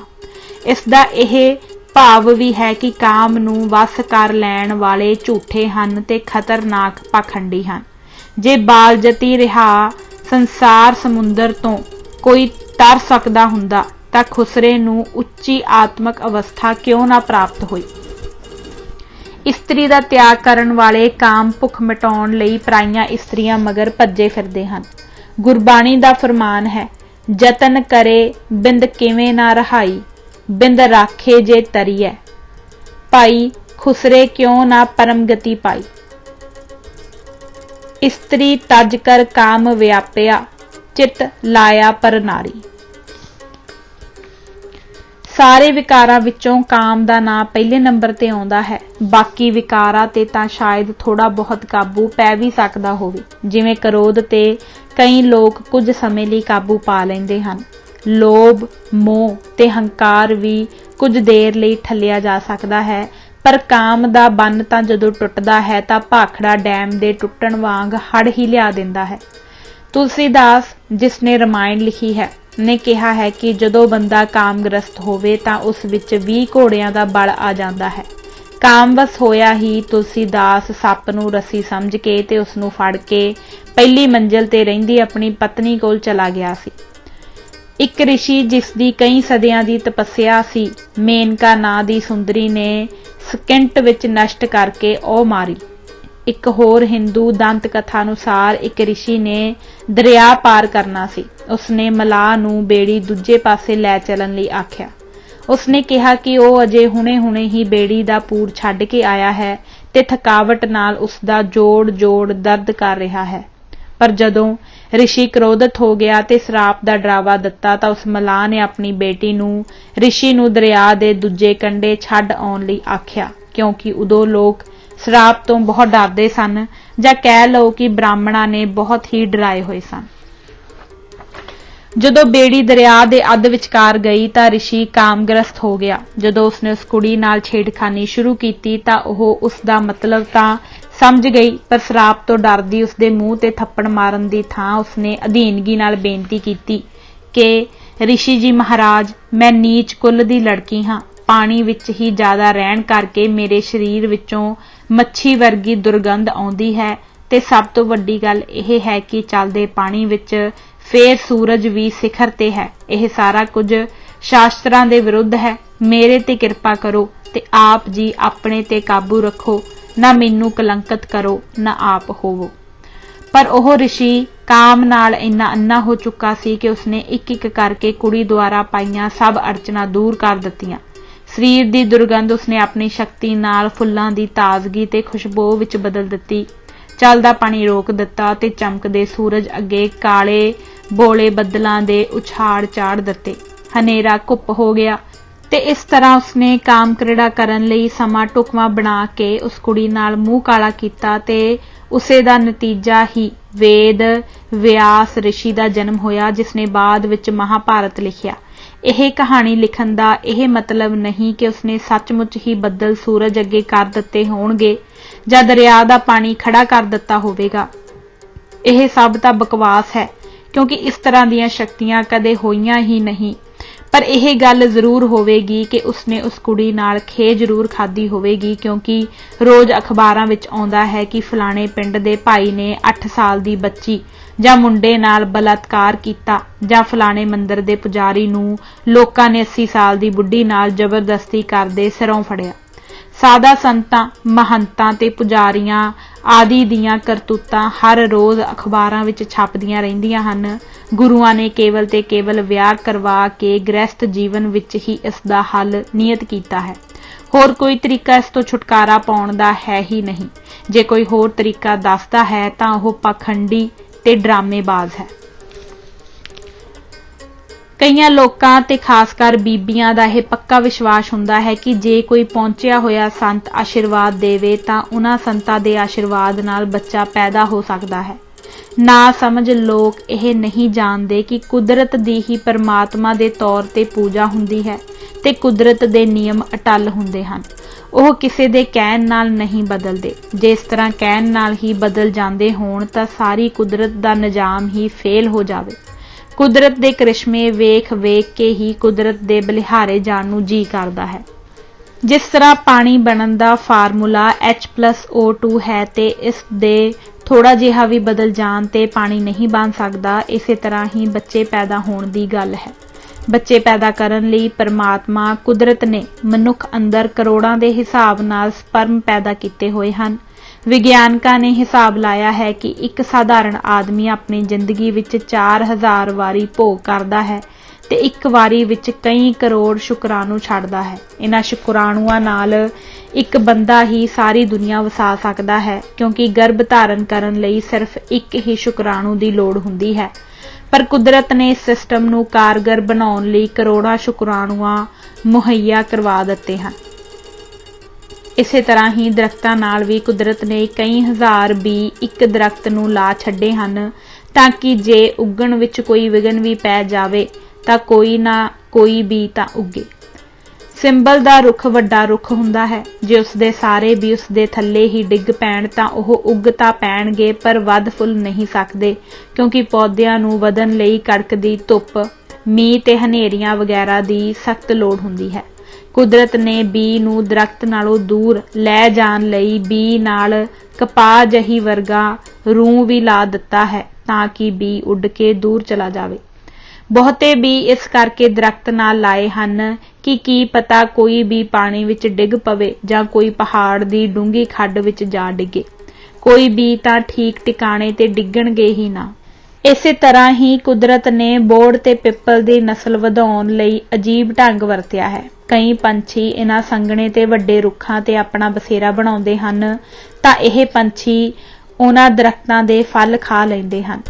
ਦੂਰ ਕਿਤੇ ਜਾ ਕੇ ਜਦੋਂ ਇਹ ਵਿੱਠ ਕਰਦੇ ਹਨ ਤਾਂ ਦਰਖਤ ਉੱਥੇ ਉੱਗ ਪੈਂਦਾ ਹੈ। ਆਮ ਤੌਰ ਤੇ ਪਿੱਪਲ ਤੇ ਬੋਹੜ ਦੇ ਬੂਟੇ ਇਮਾਰਤਾਂ ਵਿੱਚ ਉੱਗੇ ਮਿਲਦੇ ਹਨ। ਜੇ ਇਹ ਗੋਹਲਾ ਇਹਨਾਂ ਦਰਖਤਾਂ ਦੇ ਥੱਲੇ ਹੀ ਡਿੱਗ ਪੈਣ ਤੇ ਪੌਦੇ ਉੱਗ ਵੀ ਆਉਣ ਤਾਂ ਵੱਧ ਫੁੱਲ ਨਹੀਂ ਸਕਣਗੇ, ਕਿਉਂਕਿ ਇਹਨਾਂ ਦਰਖਤਾਂ ਥੱਲੇ ਧੁੱਪ ਨਹੀਂ ਪੈਂਦੀ, ਜੋ ਕਿ ਪੌਦਿਆਂ ਦੇ ਵਧਣ ਲਈ ਬਹੁਤ ਜ਼ਰੂਰੀ ਹੈ। ਨਾਲੇ ਵੱਡੇ ਦਰਖਤ ਦੇ ਥੱਲੇ ਹੀ ਛੋਟੇ ਉੱਗ ਪੈਣ ਤਾਂ ਬੜਾ ਕੀਚ ਮਚੋਲਾ ਜਿਹਾ ਪੈ ਜਾਵੇਗਾ, ਜੋ ਕਿ ਕੁਦਰਤ ਦੇ ਅਸੂਲਾਂ ਮੁਤਾਬਕ ਕੁਦਰਤ ਨੂੰ ਮਨਜ਼ੂਰ ਨਹੀਂ। ਇਸੇ ਤਰ੍ਹਾਂ ਹੀ ਮਨੁੱਖ ਦੀ ਸੰਤਾਨ ਉਤਪਤੀ ਦੀ ਗੱਲ ਹੈ। ਕੁਦਰਤ ਨੇ ਇੱਕ ਨਿਯਮ ਦੇ ਤਹਿਤ ਇਹ ਸਭ ਕੁਝ ਕੀਤਾ ਹੋਇਆ ਹੈ। ਉਸ ਵਿੱਚ ਕਿਸੇ ਵੀ ਬੰਦੇ ਦਾ, ਭਾਵੇਂ ਉਹ ਸੰਤ ਹੋਵੇ, ਔਲੀਆ ਹੋਵੇ ਜਾਂ ਕੋਈ ਵੀ ਲੋਕਾਂ ਦੀਆਂ ਨਜ਼ਰਾਂ ਵਿੱਚ ਜ਼ਾਹਰੇ ਤੋਂ ਜ਼ਾਹਰਾ ਮਨੁੱਖ ਹੋਵੇ, ਕੁਦਰਤ ਦੇ ਨਿਯਮਾਂ ਨਾਲ ਛੇੜਛਾੜ ਨਹੀਂ ਕਰ ਸਕਦਾ। ਬੱਚਾ ਜੰਮਣ ਦਾ ਤਰੀਕਾ ਸ਼ੁਰੂ ਤੋਂ ਲੈ ਕੇ ਬੱਚਾ ਜੰਮਣ ਤੱਕ ਕੁਦਰਤ ਦੇ ਨਿਯਮ ਅਨੁਸਾਰ ਹੁੰਦਾ ਹੈ। ਬੰਦੇ ਦੇ ਬੋਲਾਂ ਦਾ, ਅਸੀਸਾਂ ਦਾ ਜਾਂ ਬਦਦੁਆਵਾਂ ਦਾ ਜਾਂ ਪ੍ਰਵਚਨਾਂ ਦਾ ਉਸ ਸਾਰੀ ਪ੍ਰਕਿਰਿਆ ਵਿੱਚ ਕੋਈ ਸਥਾਨ ਨਹੀਂ ਹੁੰਦਾ। ਮਨੁੱਖ ਦੀ ਜ਼ਿੰਦਗੀ ਤੇ ਮੌਤ ਪੂਰੀ ਤਰ੍ਹਾਂ ਪਰਮਾਤਮਾ ਦੇ ਹੱਥ ਵਿੱਚ ਹੈ। ਨਾ ਤਾਂ ਇਸ ਵਿੱਚ ਕੋਈ ਰੱਤੀ ਭਰ ਦਾ ਵਾਧਾ ਕਰ ਸਕਦਾ ਹੈ ਤੇ ਨਾ ਹੀ ਇਸ ਨੂੰ ਘਟਾ ਸਕਦਾ ਹੈ। ਇੱਕ ਮਸ਼ਹੂਰ ਸੂਫੀ ਫਕੀਰ ਬਾਬਾ ਵਜੀਦ ਨੇ ਕਿਹਾ ਹੈ, ਪਰਮਾਤਮਾ ਜੋ ਮਰਜ਼ੀ ਕਰੇ, ਨਾ ਤਾਂ ਕੋਈ ਉਸ ਨੂੰ ਸਲਾਹ ਦੇ ਸਕਦਾ ਹੈ, ਨਾ ਹੀ ਉਸ ਦੇ ਕੀਤੇ ਕੰਮ ਵਿੱਚ ਕੋਈ ਨੁਕਸ ਹੀ ਕੱਢ ਸਕਦਾ ਹੈ। ਆਪਣੀ ਕਵਿਤਾ ਦੇ ਹਰ ਬੰਦ ਥੱਲੇ ਉਹ ਇਹ ਕਹਿੰਦੇ ਹਨ, ਵਜੀਦਾ ਕੌਣ ਸਾਹਿਬ ਨੂੰ ਆਖੇ, ਇੰਜ ਨਹੀਂ ਇੰਜ ਕਰ। ਵਜੀਦ ਜੀ ਪਰਮਾਤਮਾ ਨੂੰ ਕਹਿੰਦੇ ਹਨ ਕਿ ਕਾਫਰਾਂ ਦੀ ਕਾਂਸ਼ੀ ਦਰਿਆ ਦੇ ਕੰਢੇ ਤੇ ਵਸਾ ਦਿੱਤੀ ਹੈ, ਪਰ ਅੱਲਾ ਦਾ ਘਰ ਰੇਤ ਦੇ ਟੱਬਿਆਂ ਵਿੱਚ ਜਾ ਕੇ ਬਣਾਇਆ ਹੈ, ਜਿੱਥੇ ਪਾਣੀ ਦੀ ਬੂੰਦ ਵੀ ਨਹੀਂ ਮਿਲਦੀ।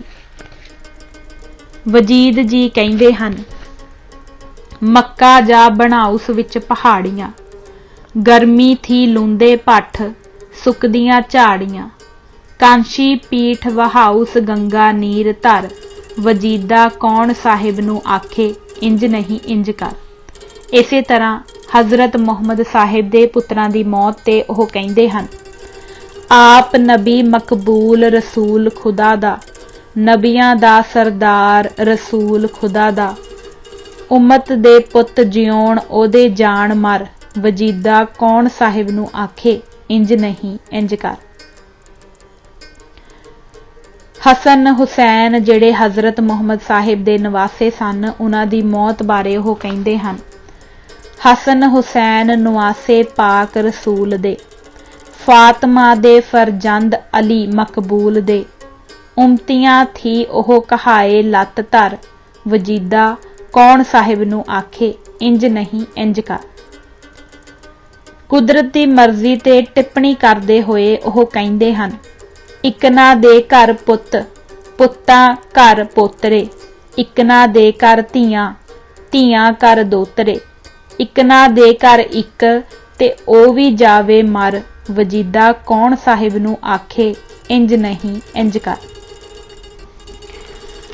ਅਖੀਰ ਤੇ ਵਜੀਦ ਜੀ ਕਹਿੰਦੇ ਹਨ ਕਿ ਪਰਮਾਤਮਾ ਦਾ ਨਾਂ ਹੀ ਸਭ ਕੁਝ ਹੈ। ਕੋਈ ਵੀ ਬੰਦਾ, ਭਾਵੇਂ ਉਹ ਸਾਧ ਹੋਵੇ, ਸੰਤ ਹੋਵੇ, ਪੈਗੰਬਰ ਹੋਵੇ ਜਾਂ ਕੋਈ ਹੋਰ ਪਹੁੰਚਿਆ ਹੋਇਆ ਹੋਵੇ, ਉਹ ਆਪਣਾ ਵੀ ਕੁਝ ਨਹੀਂ ਸਵਾਰ ਸਕਦਾ, ਹੋਰ ਕਿਸੇ ਦਾ ਉਸਨੇ ਕੀ ਕਰਨਾ ਹੈ।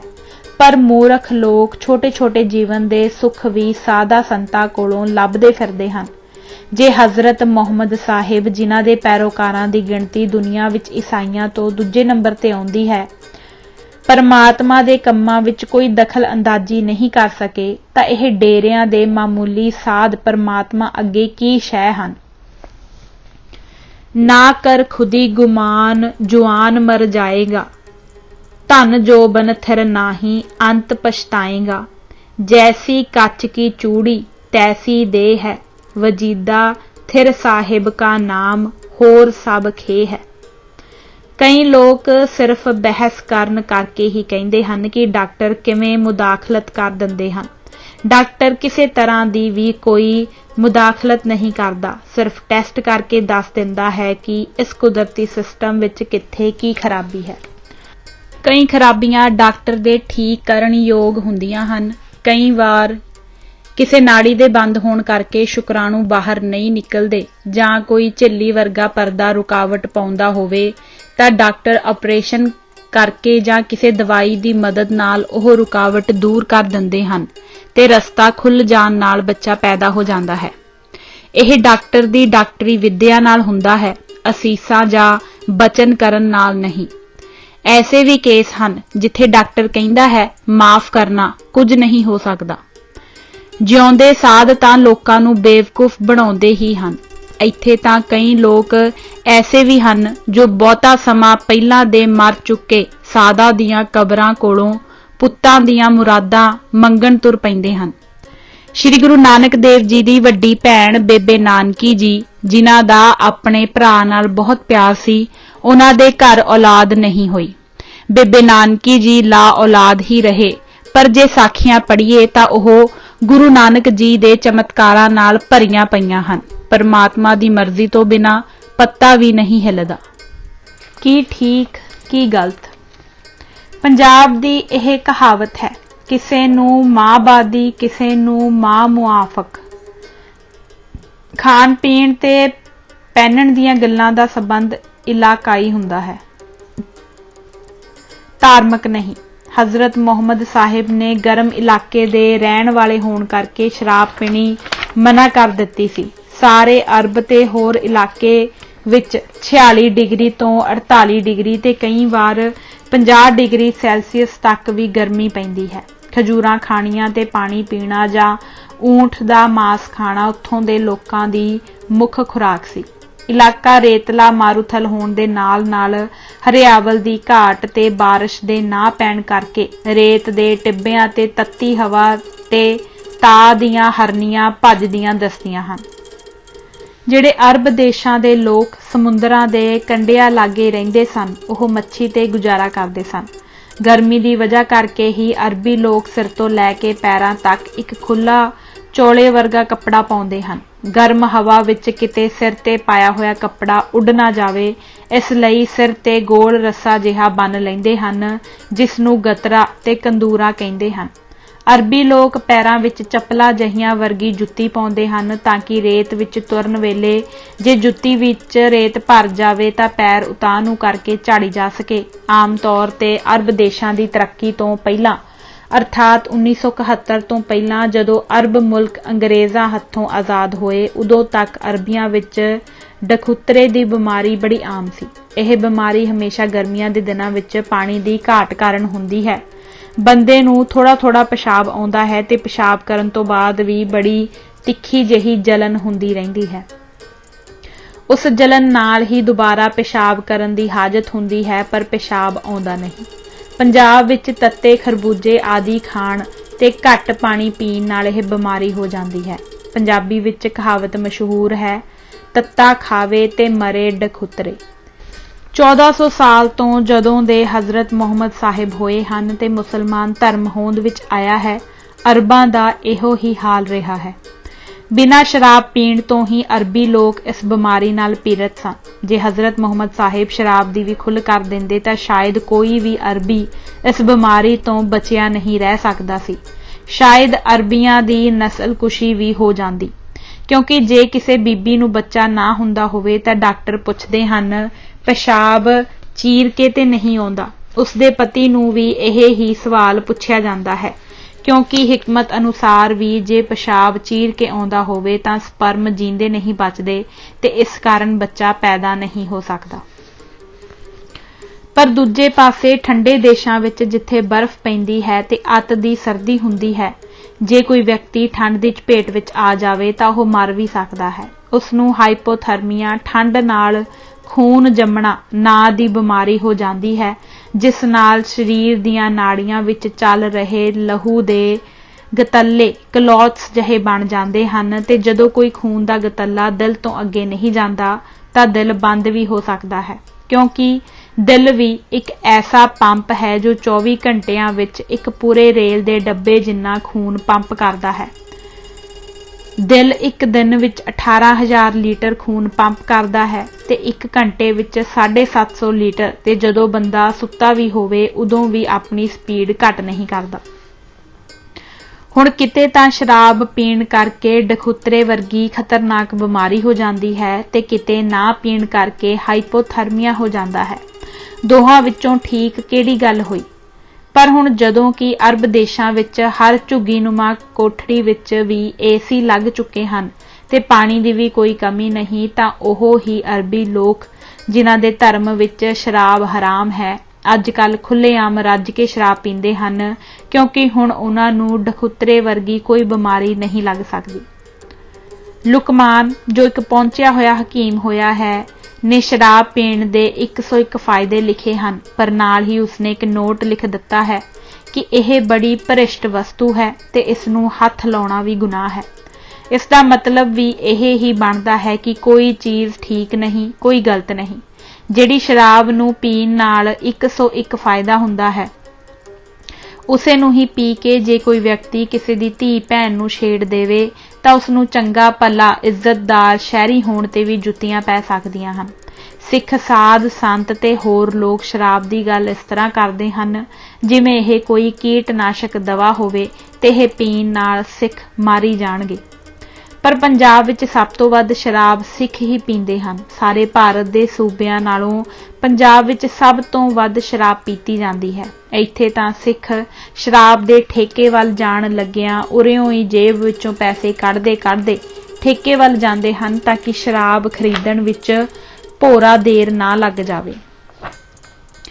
ਭਾਈ ਦੇਸਾ ਸਿੰਘ ਤੇ ਭਾਈ ਚੌਪਾ ਸਿੰਘ ਦੇ ਰਹਿਤਨਾਮੇ ਵਿੱਚ ਸਪਸ਼ਟ ਲਿਖਿਆ ਹੋਇਆ ਹੈ ਕਿ ਰਣ ਮੇਂ ਚਲੋ ਤਾਂ ਮਦਰਾ ਪੀਵੋ, ਅਵਰ ਦਿਵਸ ਕਹੀ ਨਾਮ ਨਾ ਲੇਵੋ। ਕਾਰਨ ਬੜਾ ਸਿੱਧਾ ਹੈ। ਲੜਾਈ ਦੇ 2.5 ਫੱਟ ਹੁੰਦੇ ਹਨ ਤੇ ਸ਼ਰਾਬ ਪੀ ਕੇ ਬੰਦੇ ਨੂੰ ਕੁਝ ਚਿਰ ਲਈ ਮੌਤ ਦਾ ਡਰ ਭੁੱਲ ਜਾਂਦਾ ਹੈ ਜਾਂ ਘੱਟ ਹੋ ਜਾਂਦਾ ਹੈ। ਇਸ ਲਈ ਉਹ ਦਲੇਰ ਹੋ ਕੇ ਲੜਦਾ ਹੈ ਤੇ ਜਿੱਤ ਵੀ ਸਕਦਾ ਹੈ। ਪਰ ਜੇ ਉਹ ਹੀ ਬੰਦਾ ਹਰ ਰੋਜ਼ ਸ਼ਰਾਬ ਪੀਣ ਦਾ ਆਦੀ ਹੋ ਜਾਵੇ ਤਾਂ ਫਿਰ ਸ਼ਰਾਬ ਉਸ ਬਹਾਦਰ ਵਿਅਕਤੀ ਤੇ ਸਵਾਰ ਹੋ ਜਾਂਦੀ ਹੈ ਤੇ ਉਹ ਬੰਦਾ ਵੀ ਅੱਤ ਦਾ ਡਰਪੋਕ ਹੋ ਜਾਂਦਾ ਹੈ ਤੇ ਗਰੀਬਾਂ ਤੇ ਨਿਤਾਣਿਆਂ ਤੇ ਵੀ ਜ਼ੁਲਮ ਕਰਨ ਲੱਗ ਪੈਂਦਾ ਹੈ। ਹਰ ਦੇਸ਼, ਇੱਥੋਂ ਤੱਕ ਕਿ ਪਾਕਿਸਤਾਨ ਵਰਗਾ ਕੱਟੜ ਇਸਲਾਮਕ ਦੇਸ਼ ਵੀ ਲੜਾਈ ਦੇ ਦਿਨਾਂ ਵਿੱਚ ਆਪਣੀ ਫੌਜ ਵਿੱਚ ਸ਼ਰਾਬ ਤਕਸੀਮ ਕਰਦਾ ਹੈ। ਬਰਫ਼ ਵਿੱਚ ਰਹਿਣ ਵਾਲੇ ਫੌਜੀਆਂ ਨੂੰ ਭਾਵੇਂ ਉਹ ਕਿਸੇ ਵੀ ਦੇਸ਼ ਦੇ ਹੋਣ ਤੇ ਉਹਨਾਂ ਦੇ ਧਰਮ ਵਿੱਚ ਸ਼ਰਾਬ ਦੀ ਮਨਾਹੀ ਹੋਵੇ, ਫਿਰ ਵੀ ਸ਼ਰਾਬ ਉਹਨਾਂ ਦੀ ਖੁਰਾਕ ਵਿੱਚ ਸ਼ਾਮਲ ਕਰ ਦਿੱਤੀ ਜਾਂਦੀ ਹੈ, ਕਿਉਂਕਿ ਜੇ ਇਸ ਤਰ੍ਹਾਂ ਨਾ ਕੀਤਾ ਜਾਵੇ ਤਾਂ ਉਹ ਮੁੱਦੇ ਮੂੰਹ ਬਰਫ਼ ਵਿੱਚ ਡਿੱਗੇ ਪਏ ਹੋਣਗੇ ਤੇ ਨਮੂਨੀਏ ਜਾਂ ਹੋਰ ਕਿਸੇ ਬਿਮਾਰੀ ਨਾਲ ਮਰੇ ਪਏ ਹੋਣਗੇ। ਇੱਥੋਂ ਤੱਕ ਕਿ ਪਹਾੜਾਂ ਤੇ ਚੜ੍ਹਨ ਵਾਲੀਆਂ ਖੱਚਰਾਂ ਤੇ ਘੋੜਿਆਂ ਨੂੰ ਵੀ ਰੰਮ ਦਿੱਤੀ ਜਾਂਦੀ ਹੈ। ਬੰਦਿਆਂ ਵਾਲੀ ਰੰਮ ਤੇ ਖੱਚਰਾਂ ਵਾਲੀ ਰੰਮ ਵਿੱਚ ਵੀ ਕੋਈ ਜ਼ਿਆਦਾ ਅੰਤਰ ਨਹੀਂ ਹੁੰਦਾ। ਜਿੱਥੇ ਬਾਕੀ ਦੇ ਸਾਰੇ ਪੈਗੰਬਰਾਂ ਤੇ ਗੁਰੂਆਂ ਨੇ ਸ਼ਰਾਬ ਦੇ ਨਸ਼ੇ ਨੂੰ ਚੰਗਾ ਨਹੀਂ ਸਮਝਿਆ, ਉੱਥੇ ਯਿਸੂ ਮਸੀਹ ਸ਼ਰੇਆਮ ਸ਼ਰਾਬ ਪੀਂਦੇ ਹਨ ਤੇ ਅੱਜ ਵੀ ਦੁਨੀਆ ਵਿੱਚ ਸਭ ਤੋਂ ਵੱਧ ਪੈਰੋਕਾਰ ਯਿਸੂ ਮਸੀਹ ਦੇ ਈਸਾਈ ਹੀ ਹਨ। ਪਹਿਲੇ ਨੰਬਰ ਤੇ ਦੁਨੀਆ ਵਿੱਚ ਵੱਧ ਗਿਣਤੀ ਈਸਾਈਆਂ ਦੀ, ਫਿਰ ਮੁਸਲਮਾਨਾਂ ਦੀ, ਫਿਰ ਰੱਬ ਨੂੰ ਨਾ ਮੰਨਣ ਵਾਲਿਆਂ ਦੀ ਤੇ ਫਿਰ ਕਿਤੇ ਜਾ ਕੇ ਹਿੰਦੂ ਧਰਮ ਦੀ ਵਾਰੀ ਆਉਂਦੀ ਹੈ। ਸਿੱਖ ਤਾਂ ਹੋ ਸਕਦਾ ਹੈ ਦੁਨੀਆ ਦਾ ਸਭ ਤੋਂ ਛੋਟਾ ਧਰਮ ਹੋਵੇ, ਕਿਉਂਕਿ ਇਸ ਦੀ ਗਿਣਤੀ ਸ਼ਾਇਦ ਦੁਨੀਆ ਦੀ ਕੁੱਲ ਆਬਾਦੀ ਦਾ 0.ਕੁਝ% ਹੀ ਹੋਵੇ। ਯੂਰਪੀਅਨ ਦੇਸ਼ਾਂ ਵਿੱਚ ਖੁਸ਼ੀ ਦੀਆਂ ਪਾਰਟੀਆਂ ਤੇ ਇੱਥੋਂ ਤੱਕ ਕਿ ਕਿਸੇ ਦੇ ਮਰ ਜਾਣ ਤੇ ਵੀ ਕਈ ਅੰਤਮ ਰਸਮਾਂ ਸ਼ਰਾਬ ਨਾਲ ਜਾਂ ਸ਼ਰਾਬ ਪੀ ਕੇ ਕੀਤੀਆਂ ਜਾਂਦੀਆਂ ਹਨ। ਸੈਕਰਾਮੈਂਟਲ ਵਾਈਨ ਜੋ ਗਿਰਜਾ ਘਰਾਂ ਵਿੱਚ ਹੁਣ ਵੀ ਪੀਤੀ ਜਾਂਦੀ ਹੈ, ਇਹ ਹਿੰਦੂਆਂ ਦੇ ਸੋਮਰਸ ਵਰਗੀ ਹੁੰਦੀ ਹੈ। ਅੰਗੂਰਾਂ ਦੀ ਸ਼ਰਾਬ ਬਣਾਉਣ ਦਾ ਉਹ ਹੀ ਤਰੀਕਾ ਹੈ ਜੋ ਦੂਸਰੀ ਆਮ ਵਾਈਨ ਦਾ, ਜਿਸ ਨੂੰ ਟੇਬਲ ਵਾਈਨ ਕਿਹਾ ਜਾਂਦਾ ਹੈ, ਪਰ ਇਸ ਵਿੱਚ ਹੋਰ ਕੋਈ ਵੀ ਚੀਜ਼ ਨਹੀਂ ਮਿਲਾਈ ਜਾਂਦੀ। ਭਾਰਤ ਵਿੱਚੋਂ ਇਹ ਸ਼ਰਾਬ ਸਿੱਧੀ ਜਾਂ ਤਾਂ ਗੋਆ ਤੋਂ ਸਪਲਾਈ ਹੁੰਦੀ ਹੈ ਜਾਂ ਕੇਰਲਾ ਤੋਂ। ਮੁਸਲਮਾਨਾਂ ਦੇ ਸੂਫੀ ਫਕੀਰ ਤੇ ਹੋਰ ਕਈ ਤਬਕੇ ਤੰਬਾਕੂ, ਚਰਸ, ਸੁੱਖਾ ਆਦਿ ਨਸ਼ਿਆਂ ਦਾ ਖੁੱਲ੍ਹ ਕੇ ਪ੍ਰਯੋਗ ਕਰਦੇ ਹਨ। ਸਿੱਖਾਂ ਦੇ ਨਿਹੰਗ ਸਿੰਘ ਸੁੱਖਾ ਘੋਟ ਕੇ ਪੀਂਦੇ ਹਨ ਤੇ ਇਸ ਨੂੰ ਸੁੱਖ ਨਿਧਾਨ ਕਹਿ ਕੇ ਵਡਿਆਉਂਦੇ ਹਨ, ਪਰ ਅਮਰੀਕਾ ਵਿੱਚ ਜੇ ਫੁੱਟ ਕੁ ਉੱਚਾ ਭੰਗ ਦਾ ਬੂਟਾ ਵੀ ਕਿਸੇ ਦੇ ਘਰ ਉੱਗਿਆ ਹੋਇਆ ਮਿਲ ਜਾਵੇ ਤਾਂ ਉਸ ਘਰ ਵਾਲੇ ਨੂੰ 7 ਸਾਲ ਦੀ ਕੈਦ ਕਰਵਾਉਣ ਲਈ ਉਹ ਇੱਕ ਬੂਟਾ ਹੀ ਕਾਫੀ ਹੈ। ਪਰ ਇੱਥੇ ਸੜਕਾਂ ਦੇ ਕਿਨਾਰੇ ਤੇ ਖੇਤਾਂ ਦੇ ਬੰਨਿਆਂ ਤੇ ਭੰਗ ਹੀ ਭੰਗ ਉੱਗੀ ਹੋਈ ਹੈ। ਦੁਨੀਆ ਵਿੱਚ ਸਿਰਫ ਇਸਲਾਮ ਧਰਮ ਵਿੱਚ ਹੀ ਸੂਰ ਦਾ ਮਾਸ ਖਾਣਾ ਸਖਤੀ ਨਾਲ ਮਨਾ ਹੈ। ਇੰਨੀ ਸਖਤੀ ਨਾਲ ਮਨਾ ਹੈ ਕਿ ਮੁਸਲਮਾਨ ਇਹ ਵਿਸ਼ਵਾਸ ਰੱਖਦੇ ਹਨ ਕਿ ਜੇ ਕੋਈ ਮੁਸਲਮਾਨ ਸੂਰ ਸ਼ਬਦ ਦਾ ਉਚਾਰਨ ਵੀ ਕਰ ਦੇਵੇ ਤਾਂ 8 ਪਹਿਰ ਉਸ ਦੀ ਜ਼ੁਬਾਨ ਨਾਪਾਕ ਰਹਿੰਦੀ ਹੈ। ਇਸੇ ਲਈ ਹੀ ਪਾਕਿਸਤਾਨ ਵਾਲੇ ਪੰਜਾਬ ਵਿੱਚ ਸੂਰ ਨੂੰ ਸੂਰ ਨਹੀਂ ਕਹਿੰਦੇ, ਬਾਹਰਲੇ ਸ਼ਬਦ ਨਾਲ ਸੰਬੋਧਨ ਕਰਦੇ ਹਨ, ਜਿਸ ਦਾ ਸਿੱਧਾ ਹੀ ਮਤਲਬ ਹੁੰਦਾ ਹੈ ਕਿ ਸੂਰ ਦੀ ਗੱਲ ਕੀਤੀ ਜਾ ਰਹੀ ਹੈ। ਪਾਕਿਸਤਾਨ ਵਿੱਚ ਜੇ ਕੋਈ ਸੂਰ ਦੀ ਪੂਛ ਜ਼ਿਲ੍ਹੇ ਦੇ DC ਦੀ ਮੇਜ਼ ਉੱਤੇ ਰੱਖ ਦੇਵੇ ਤਾਂ ਉਸ ਨੂੰ ਉਸੇ ਵੇਲੇ ਹੀ 500 ਪਾਕਿਸਤਾਨੀ ਰੁਪਏ ਇਨਾਮ ਵਜੋਂ ਮਿਲਦੇ ਹਨ। ਕਹਿੰਦੇ ਹਨ ਇੱਕ ਵਾਰ ਉਰਦੂ ਦੇ ਮਸ਼ਹੂਰ ਕਵੀ ਤੇ ਮੁਸਲਮਾਨ ਮਿਰਜ਼ਾ ਗਾਲਿਬ ਨੂੰ ਦਿੱਲੀ ਵਿੱਚ ਅੰਗਰੇਜ਼ ਸਰਕਾਰ ਨੇ ਗ੍ਰਿਫਤਾਰ ਕਰ ਲਿਆ। ਅੰਗਰੇਜ਼ ਮੈਜਿਸਟ੍ਰੇਟ ਨੇ ਮਿਰਜ਼ਾ ਗਾਲਿਬ ਨੂੰ ਪੁੱਛਿਆ, ਮੁਸਲਮਾਨ ਹੈ? ਜੀ ਅੱਧਾ, ਮਿਰਜ਼ਾ ਗਾਲਿਬ ਨੇ ਜਵਾਬ ਦਿੱਤਾ। ਮੈਜਿਸਟ੍ਰੇਟ ਨੇ ਪੁੱਛਿਆ, ਇਹ ਕੀ ਗੱਲ ਹੋਈ, ਕਦੀ ਕੋਈ ਕਿਸੇ ਧਰਮ ਵਿੱਚ ਅੱਧਾ ਵੀ ਹੁੰਦਾ ਹੈ?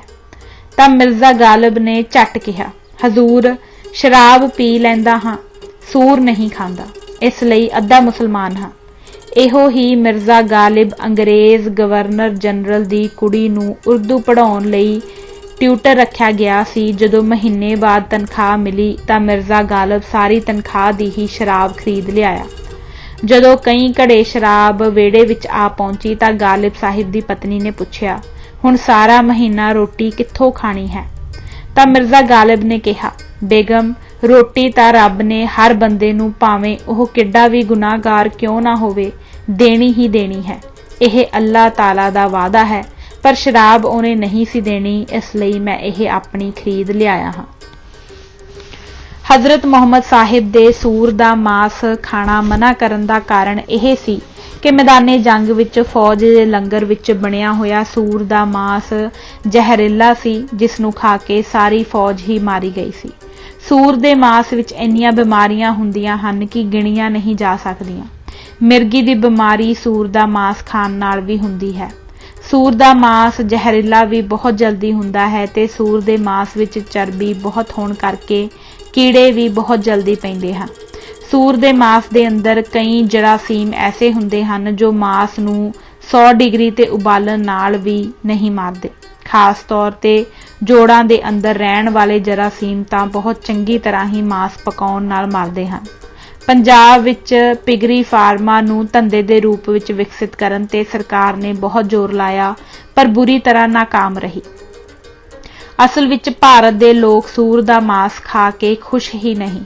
ਇਹ ਸਸਤਾ ਵੀ ਬਹੁਤ ਹੁੰਦਾ ਹੈ। ਹੈਮ, ਬੇਕਨ, ਸਾਸਜ਼ ਤੇ ਸੂਰ ਦੇ ਮਾਸ ਦਾ ਹੋਰ ਵੀ ਕਈ ਕੁਝ ਬਣਦਾ ਹੈ। ਯੂਰਪ ਤੇ ਦੱਖਣੀ ਅਫਰੀਕਾ ਦੇ ਬਹੁਤ ਦੇਸ਼ਾਂ ਵਿੱਚ ਸੂਰ ਸਵੇਰ ਦੇ ਨਾਸ਼ਤੇ, ਦੁਪਹਿਰ ਦੇ ਭੋਜਨ ਤੇ ਰਾਤ ਦੇ ਖਾਣੇ ਵਿੱਚ ਕਿਸੇ ਨਾ ਕਿਸੇ ਰੂਪ ਵਿੱਚ ਜ਼ਰੂਰ ਹੀ ਖਾਣੇ ਵਾਲੀ ਮੇਜ਼ ਤੇ ਆਉਂਦਾ ਹੈ। ਦੱਖਣੀ ਅਫਰੀਕਾ ਤੇ ਯੂਰਪ ਦੇ ਕਈ ਦੇਸ਼ਾਂ ਵਿੱਚ ਸੂਰ ਦੀ ਤੁਲਨਾ ਨਗੀਨੇ ਨਾਲ ਕੀਤੀ ਗਈ ਹੈ। ਅਫਰੀਕਾ ਦੇ ਕਈ ਦੇਸ਼ਾਂ ਦੇ ਕਬੀਲਿਆਂ ਵਿੱਚ ਤਾਂ ਸੂਰ ਕਰੰਸੀ ਦੇ ਤੌਰ ਤੇ ਵਰਤਿਆ ਜਾਂਦਾ ਹੈ, ਬਲਕਿ ਇੱਥੋਂ ਤੱਕ ਕਿ ਵਿਆਹ ਦੀ ਗੱਲਬਾਤ ਵਿੱਚ ਲਾੜੇ ਨੂੰ ਕੁੜੀ ਵਾਲਿਆਂ ਨੂੰ ਪਹਿਲਾਂ ਤੋਂ ਹੀ ਤੈਅਸ਼ੁਦਾ ਸਮਝੌਤੇ ਅਨੁਸਾਰ ਸੂਰ ਦੇਣੇ ਪੈਂਦੇ ਹਨ। ਪੱਛਮੀ ਦੇਸ਼ਾਂ ਵਿੱਚ ਤਾਂ ਸੂਰ ਪਾਲਣ ਦੇ ਢੰਗ ਵੀ ਬਹੁਤ ਵਿਗਿਆਨਕ ਹੋ ਗਏ ਹਨ। ਹੁਣ ਸੂਰ ਇੱਥੋਂ ਵਾਂਗ ਬਾਹਰ ਚਿੱਕੜ ਵਿੱਚੋਂ ਗੰਦ-ਮੰਦ ਨਹੀਂ ਖਾਂਦੇ ਫਿਰਦੇ। ਇਹਨਾਂ ਨੂੰ ਬਕਾਇਦਾ ਸ਼ੈਡਾਂ ਵਿੱਚ ਰੱਖਿਆ ਜਾਂਦਾ ਹੈ, 2 ਵਾਰ ਨਹਾਇਆ ਜਾਂਦਾ ਹੈ ਤੇ ਮੁਰਗੀਆਂ ਵਾਂਗ ਸੰਤੁਲਿਤ ਖੁਰਾਕ ਪਾਈ ਜਾਂਦੀ ਹੈ। ਇੱਥੇ ਇਹ ਗੱਲ ਸਮਝੀ ਜਾ ਸਕਦੀ ਹੈ ਕਿ ਕਿਤੇ ਤਾਂ ਸੂਰ ਦਾ ਨਾਂ ਲੈਣਾ ਵੀ ਮੁਨਾਸਬ ਨਹੀਂ ਸਮਝਿਆ ਜਾਂਦਾ ਤੇ ਕਿਤੇ ਇਸ ਨੂੰ ਨਗੀਨੇ ਹੀਰੇ ਨਾਲ ਤੁਲਨਾ ਦਿੱਤੀ ਜਾਂਦੀ ਹੈ। ਠੀਕ ਕੀ ਹੈ ਤੇ ਗਲਤ ਕੀ ਹੈ ਦਾ ਫੈਸਲਾ ਕੌਣ ਕਰੇਗਾ? ਪੱਛਮੀ ਦੇਸ਼ਾਂ ਵਿੱਚ ਮੂੰਹ ਚੁੰਮਣਾ, ਹੱਥ ਮਿਲਾਉਣਾ, ਜੱਫੀ ਪਾਉਣੀ, ਗਲ ਨਾਲ ਗਲ ਲਾਉਣੀ ਪਿਆਰ ਤੇ ਸ਼ਿਸ਼ਟਾਚਾਰ ਦਾ ਪ੍ਰਤੀਕ ਹੈ। ਪਰ ਕਈ ਦੇਸ਼ਾਂ ਵਿੱਚ, ਖਾਸ ਕਰ ਮੁਸਲਿਮ ਦੇਸ਼ਾਂ ਵਿੱਚ, ਔਰਤ ਮਰਦਾਂ ਦੇ ਬਰਾਬਰ ਮਸਜਿਦ ਵਿੱਚ ਜਾ ਕੇ ਨਮਾਜ਼ ਵੀ ਨਹੀਂ ਪੜ੍ਹ ਸਕਦੀ। ਪਾਕਿਸਤਾਨ ਵਿੱਚ ਮੈਂ ਵੇਖਿਆ ਹੈ ਕਿ ਜੇ ਕੋਈ ਪ੍ਰਾਹੁਣਾ ਘਰ ਆਵੇ ਤੇ ਘਰ ਵਿੱਚ ਕੋਈ ਮਰਦ ਮੈਂਬਰ ਨਾ ਹੋਵੇ ਤੇ ਜੇ ਦਰਵਾਜ਼ਾ ਔਰਤ ਨੂੰ ਖੋਲ੍ਹਣਾ ਪੈ ਜਾਵੇ ਤਾਂ ਉਹ ਸਿੱਧਾ ਦਰਵਾਜ਼ਾ ਖੋਲ੍ਹ ਕੇ ਉਸ ਬੰਦੇ ਨਾਲ ਗੱਲਾਂ ਨਹੀਂ ਕਰਨ ਲੱਗ ਪੈਂਦੀ। ਪਹਿਲਾਂ ਤਾਂ ਉਹ ਚੰਗੀ ਤਰ੍ਹਾਂ ਚਾਦਰ ਉੱਤੇ ਲੈਂਦੀ ਹੈ ਤੇ ਇੱਕ ਤਰ੍ਹਾਂ ਦਾ ਕੁੰਡ ਜਿਹਾ ਕੱਢ ਲੈਂਦੀ ਹੈ। ਫਿਰ ਅੰਦਰੋਂ ਦਰਵਾਜ਼ਾ ਖੋਲ੍ਹ ਕੇ ਤਖਤੇ ਦੇ ਪਿੱਛੇ ਖਲੋ ਜਾਂਦੀ ਹੈ। ਜੇ ਤਾਂ ਪ੍ਰਾਹੁਣਾ ਕੋਈ ਨਜ਼ਦੀਕੀ ਰਿਸ਼ਤੇਦਾਰ ਹੋਵੇ ਤਾਂ ਦੁਆ ਸਲਾਮ ਕਰਕੇ ਅੰਦਰ ਆਉਣ ਲਈ ਕਹਿ ਦਿੰਦੀ ਹੈ ਤੇ ਜੇ ਕੋਈ ਅਜਨਬੀ ਹੋਵੇ ਤੇ ਘਰ ਦੇ ਮਰਦ ਦੀ ਗੈਰ ਮੌਜੂਦਗੀ ਵਿੱਚ ਉਸਨੂੰ ਬੈਠਣ ਲਈ ਨਾ ਕਹਿਣਾ ਹੋਵੇ ਤਾਂ ਉਹ ਦੱਸ ਦਿੰਦੀ ਹੈ, ਭਾਈਆ ਜੀ ਅਸਲਮ ਦੇ ਅੱਬੂ ਘਰ ਨਹੀਂ, ਸ਼ਾਮ ਤੱਕ ਘਰ ਮੁੜਨਗੇ। ਇਸੇ ਪਰਦਾਪੋਸ਼ੀ ਤੇ ਘੱਟ ਗੱਲਾਂ ਕਰਨ ਨੂੰ ਹੀ ਉੱਥੇ ਔਰਤ ਦੇ ਇੱਜ਼ਤਦਾਰ ਤੇ ਭਲੀ ਮਾਨਸ ਗ੍ਰਹਿਣੀ ਹੋਣ ਦਾ ਖਿਤਾਬ ਮਿਲਦਾ ਹੈ। ਪਰ ਪੱਛਮਾਦੀ ਦੇਸ਼ਾਂ ਵਿੱਚ ਇਸ ਬੇਰੁਖੀ ਜਹੀ ਨੂੰ ਬੇਹਯਾਈ ਤੇ ਗਵਾਰਪੁਣਾ ਸਮਝਿਆ ਜਾਂਦਾ ਹੈ। ਫਲਸਤੀਨ ਦਾ ਰਾਸ਼ਟਰਪਤੀ ਯਾਸਰ ਅਰਾਫਾਤ ਜਿੰਨੀ ਵਾਰੀ ਵੀ ਭਾਰਤ ਆਉਂਦਾ ਪ੍ਰਧਾਨ ਮੰਤਰੀ ਇੰਦਰਾ ਗਾਂਧੀ ਨੂੰ ਜੱਫੀ ਪਾ ਕੇ ਮਿਲਦਾ ਸੀ। 3 ਵਾਰੀ ਕਦੇ ਉਸ ਮੋਢੇ ਲੱਗ ਕੇ ਤੇ ਗੱਲ ਨਾਲ ਗੱਲ ਤੇ ਫੇਰ ਦੂਸਰੇ ਮੋਢੇ ਲੱਗ ਕੇ ਦੂਸਰੀ ਗੱਲ ਨਾਲ ਗੱਲ ਲਾ ਕੇ ਮਿਲਦਾ। ਇੱਥੋਂ ਦੇ ਕਈ ਕੱਟੜ ਖਿਆਲੀ ਹਿੰਦੂ ਇਸ ਦਾ ਬਹੁਤ ਬੁਰਾ ਮਨਾਉਂਦੇ ਸਨ, ਪਰ ਪੱਛਮੀ ਦੇਸ਼ਾਂ ਨੂੰ ਇਸ ਵਿੱਚ ਕੁਝ ਵੀ ਬੁਰਾ ਨਹੀਂ ਸੀ ਲੱਗਦਾ। ਇਹ ਤਾਂ ਉਹਨਾਂ ਦੇ ਮਿਲਣ ਦਾ ਇੱਕ ਤਰੀਕਾ ਹੈ। ਸਿੱਖ ਤੇ ਹਿੰਦੂ ਹੱਥ ਜੋੜ ਕੇ ਸਿਰ ਨਿਵਾ ਕੇ ਸਤਿ ਸ਼੍ਰੀ ਅਕਾਲ ਜਾਂ ਰਾਮ ਰਾਮ ਜਾਂ ਨਮਸਕਾਰ ਜੀ ਕਹਿੰਦੇ ਹਨ, ਪਰ ਮੁਸਲਮਾਨ ਅਸਲਾਮਾ ਲੇਕਮ ਕਹਿਣ ਤੋਂ ਪਹਿਲਾਂ ਧੌਣ ਨੂੰ ਇਸ ਤਰ੍ਹਾਂ ਅਕੜਾ ਲੈਂਦੇ ਹਨ ਜਿਵੇਂ ਧੌਣ ਵਿੱਚ ਕਿੱਲਾ ਗੱਡਿਆ ਹੋਇਆ ਹੋਵੇ। ਕਈ ਦੇਸ਼ਾਂ ਵਿੱਚ ਆਪਣੇ ਤੋਂ ਵੱਡੇ ਦਾ ਨਾਂ ਲੈਣਾ ਗੁਸਤਾਖੀ ਸਮਝਿਆ ਜਾਂਦਾ ਹੈ, ਪਰ ਪੱਛਮੀ ਦੇਸ਼ਾਂ ਵਿੱਚ 3-3 ਸਾਲ ਦੇ ਬੱਚੇ ਵੀ 90 ਸਾਲਾਂ ਦੇ ਬੁੱਢੇ ਨੂੰ ਨਾਂ ਨਾਲ ਬੁਲਾਉਂਦੇ ਹਨ। ਇੱਥੋਂ ਤੱਕ ਕਿ ਸਕੂਲ ਵਿੱਚ ਪਹਿਲੀ ਵਿੱਚ ਪੜ੍ਹਦਾ ਬੱਚਾ ਵੀ ਆਪਣੀ ਮਾਸਟਰਾਣੀ ਨੂੰ ਹੈਲੋ ਮਿਸਿਜ ਲਾਰਸਨ ਜਾਂ ਜੋ ਵੀ ਮਾਸਟਰਾਣੀ ਦਾ ਨਾਮ ਹੋਵੇ ਕਹਿ ਕੇ ਬੁਲਾਉਂਦਾ ਹੈ। ਉੱਥੇ ਇਸ ਗੱਲ ਦਾ ਬੁਰਾ ਮਨਾਉਣ ਦਾ ਸਵਾਲ ਹੀ ਪੈਦਾ ਨਹੀਂ ਹੁੰਦਾ, ਪਰ ਏਸ਼ੀਆਈ ਦੇਸ਼ਾਂ ਤੇ ਖਾਸ ਕਰ ਭਾਰਤ ਪਾਕਿਸਤਾਨ ਵਿੱਚ ਤਾਂ ਜੇ ਕੋਈ ਨਿਆਣਾ ਕਿਸੇ ਮਾਮੇ ਚਾਚੇ ਦਾ ਵੀ ਨਾਂ ਲੈ ਦੇਵੇ ਤਾਂ ਜ਼ਮੀਨ ਪੁੱਠੀ ਹੋਣ ਨੂੰ ਕਰਦੀ ਹੈ। ਕਈ ਵਾਰ ਤਾਂ ਮਾਪਿਓ ਚਪੇੜਾਂ ਨਾਲ ਬੱਚੇ ਨੂੰ ਕੁੱਟਣਾ ਸ਼ੁਰੂ ਕਰ ਦਿੰਦੇ ਹਨ ਕਿ ਤੂੰ ਗੁਸਤਾਖੀ ਕਿਉਂ ਕੀਤੀ। ਅੱਜ ਅਸੀਂ ਇਹ ਕਿਤਾਬ ਇੱਥੋਂ ਤੱਕ ਹੀ ਪੜ੍ਹਾਂਗੇ। ਇਜਾਜ਼ਤ ਦਿਓ। ਵਾਹਿਗੁਰੂ ਜੀ ਕਾ ਖਾਲਸਾ, ਵਾਹਿਗੁਰੂ ਜੀ ਕੀ ਫਤਿਹ।